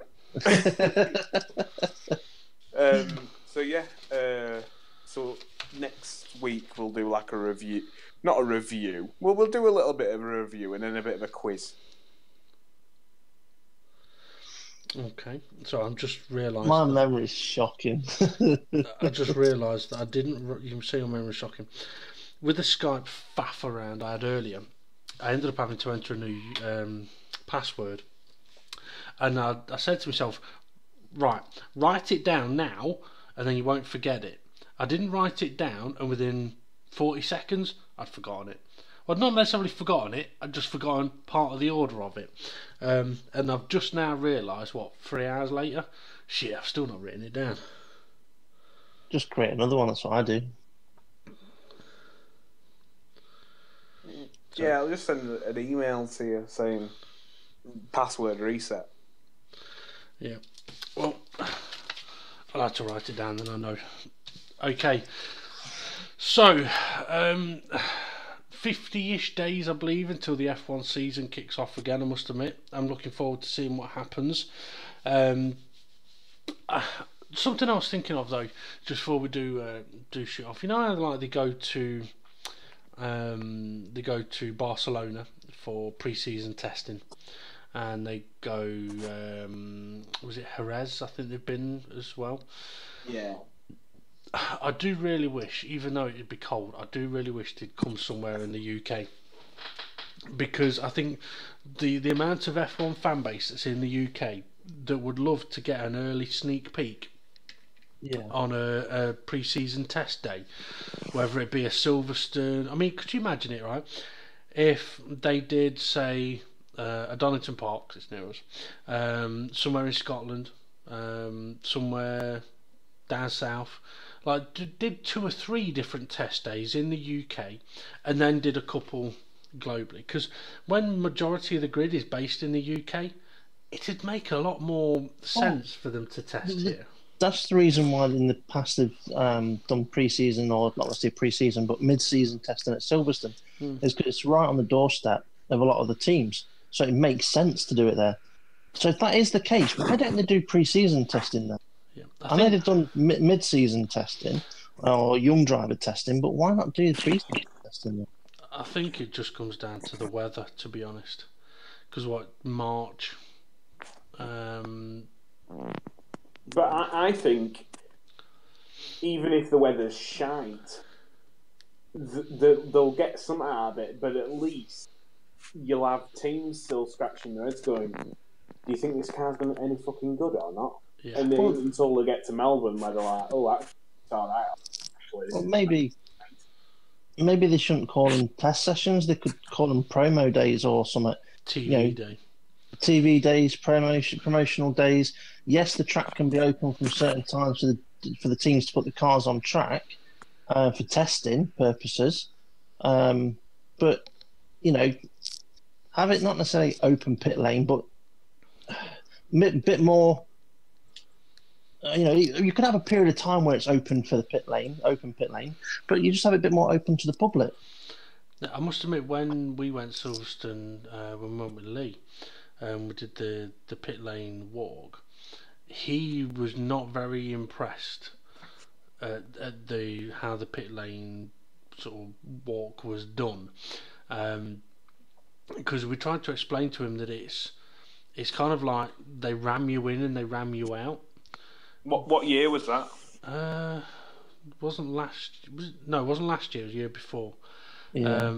Because we didn't do it. We went to Silverstone last year, I think it was, whenever we were last one. We've done it at the old pits and we've done it at the new pits.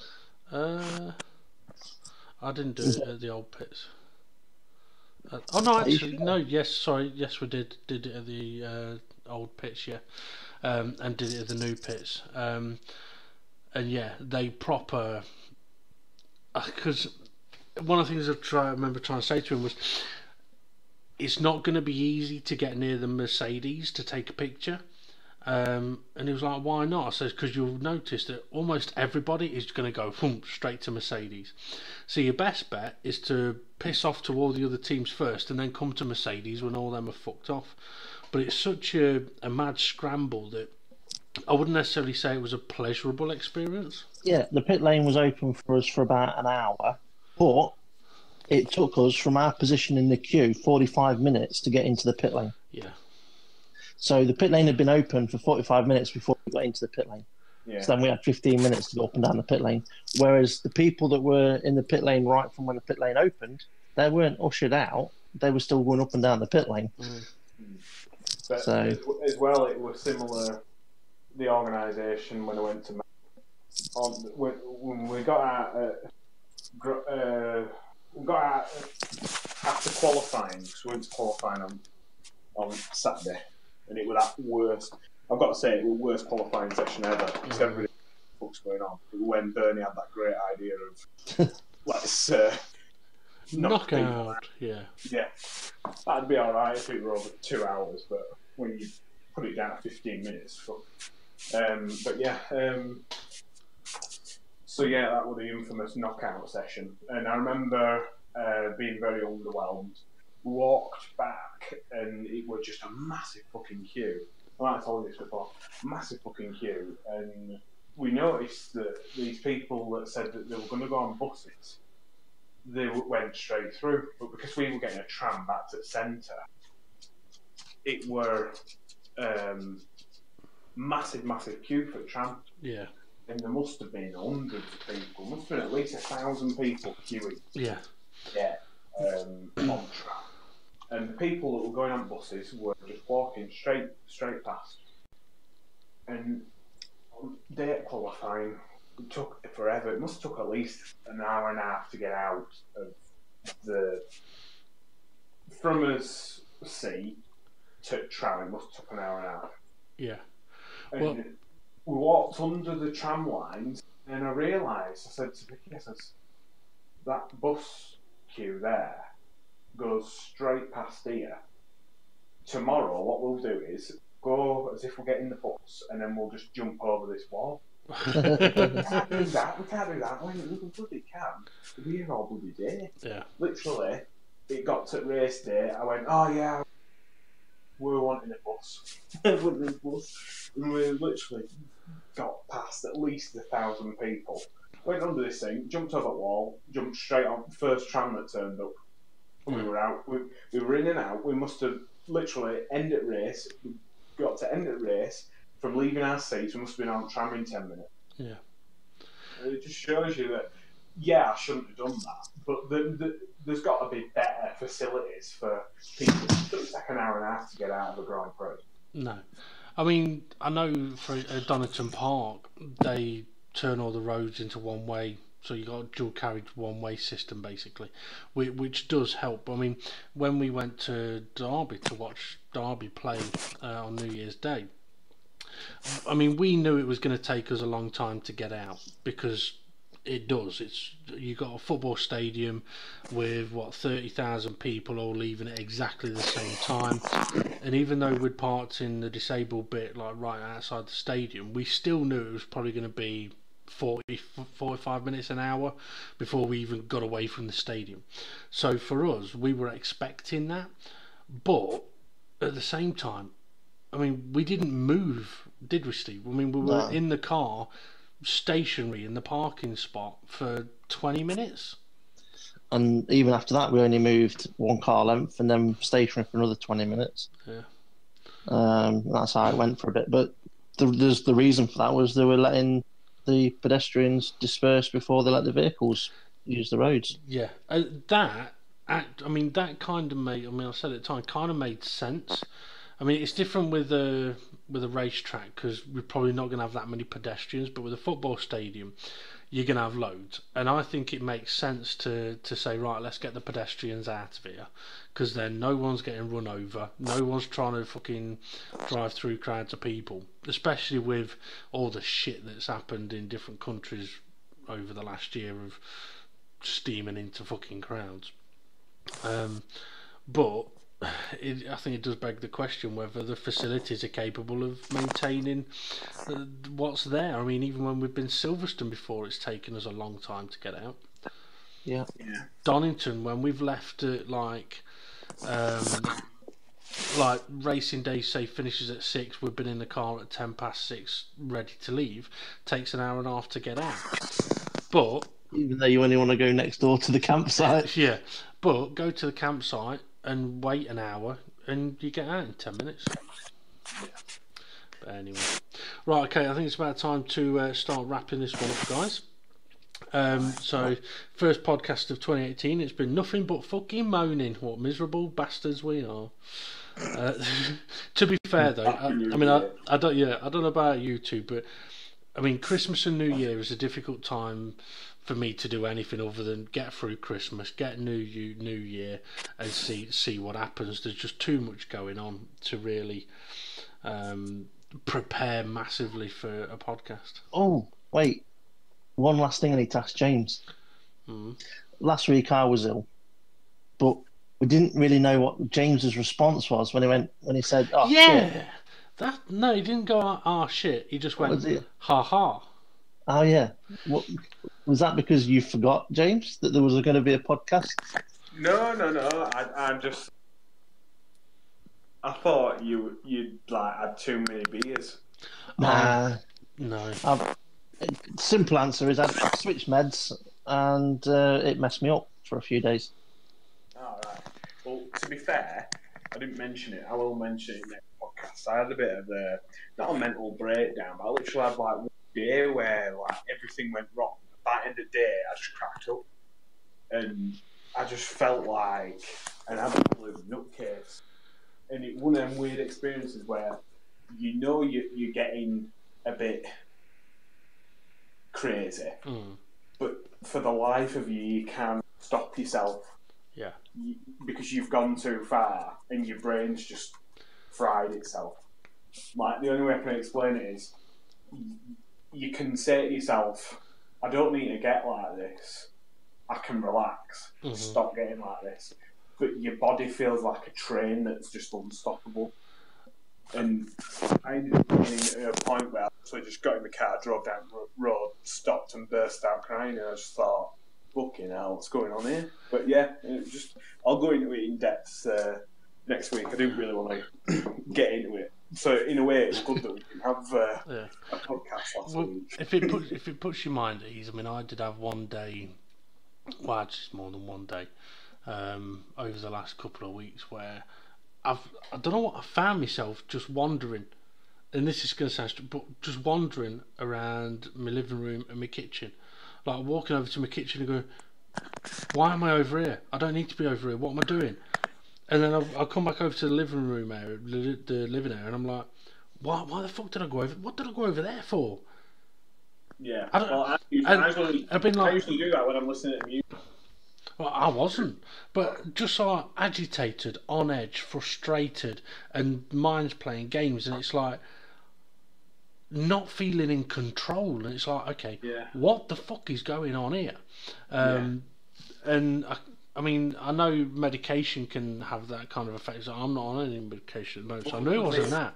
I think this were it though, Dave. You know, I mentioned about day break.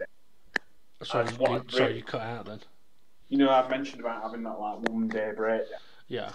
What I'd realised is I've not been taking my tablets for like 5 days. Completely forgot about it, and I think that might have been it. Quite possibly. But yeah, no, it was just really, really odd how I don't feel now I'm taking my meds. I don't feel like I'm weird at all. I feel quite normal. But that day, I literally like. As not me, I was like a complete train wreck.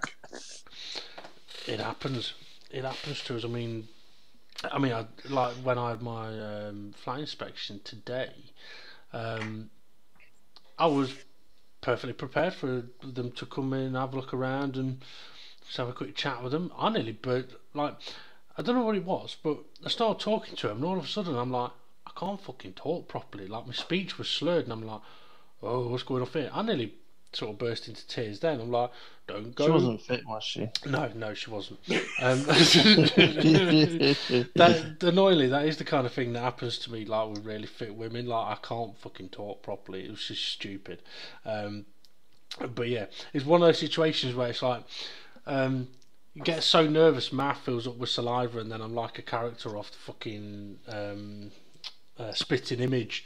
Like, remember old Hessel, was it Heseltine? One of them used to spit all over the fucking place. I'm like, can't speak properly and fucking slobbering like a fucking rabid dog. And he's like, I like you. But yeah, it's like, just, I don't know what it was today. I think what it was, because I'd spent so long, like, over the last few days cleaning, and like, I've really because over the Christmas, I'm not doing none of that shit over Christmas, and then spending like 3 or 4 days only being able to do a little bit here and there, like doing a bit, having a break, doing a bit, having a break, and it really punished me. It really has been tough. And she had a look around, and then she said, only one thing to mention, there's a bit of discoloration behind the taps in the bathroom. And I'm thinking, if you could have fucking seen it before I started fucking cleaning, you wouldn't be fucking moaning. Jesus fucking It was all the Christ. same colour. It was all fucking black before I started fucking cleaning it, and you're moaning about a little bit of discoloration and fucking... I think that's what was going on in my mind, but my mouth was just going, yeah, well, I did the best I could. I'd have just gone, get a life.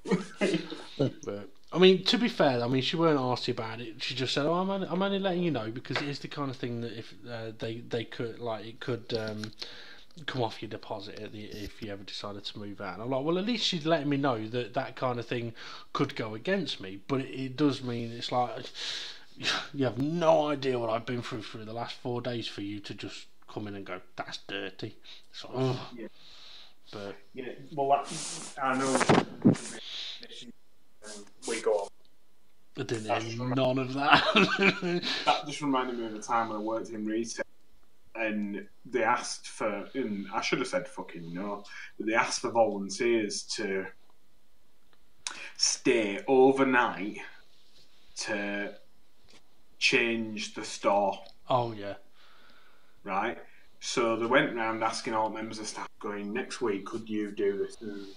And everybody were going, no. And I thought, well, I'll do it, and then I don't have to work for the rest of the week, because I will work like something crazy. I don't think it'll have been legal. I think I worked over like 18 hours. Yeah. In one go. Had about half an hour lunch, which is fucking mental. But because they were like 19 and young and dumb, I went along with it. Whereas today, I think You'd have gone, yeah, no, fuck that shit. But yeah, I remember doing this shift where I literally spent all night changing this store, making it completely different. And then I remember at something like 7:30 in the morning, bear in mind I've been there about 16 hours, me supervisor came in and went, oh, these jumpers aren't folded right. Oh, fuck off. And I literally just went, what? She went, these jumpers aren't folded right, they need to be like this. I just thought, you patronising bitch. I literally just went, literally looked at her, thought, I don't even give a shit because I've been here this fucking long. Yeah. I'm that tired. Literally went downstairs, went to the proper manager and went, if you think I'm working upstairs with that, you can think of it. And they were like, what? I went, I'm not working for somebody who's going to... And they didn't have a clue. Yeah. That's fucking retail for you. I'm glad I'm out. Yeah, it is. I must admit, there's many a job that I've done in the past I'd never do again. Just too much going on with. I mean, I remember having a member of staff who could not cope with being told what to do or asked what to do by someone 20 years younger than them. And I'm like, well, what the fuck did you come here for a job for then? Because both the manager and me are younger than you, and we're going to be telling you what to do. If you can't cope with that, fuck off. Yeah, exactly. Don't get going all fucking high and mighty on me. I don't get paid enough for you to fucking go all high and mighty on me. Piss off. Yeah, I know. But that's just that.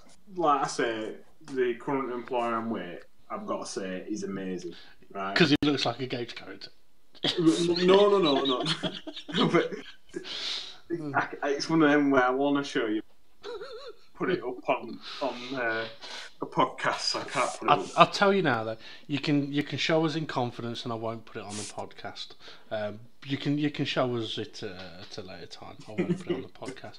See, I'm not that cruel. I'm more than happy to stitch either one of you up with pictures at times. No problem.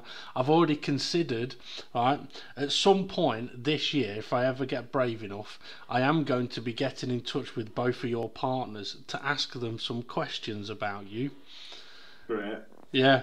Just to see. Now, I very nearly did it bit before Christmas, but I thought, I don't know. I think I should probably at least let James know that I might message his missus at some point. Also, I didn't know whether Vicky would sort of go, "Who the fuck is this? I'm going to block this prick."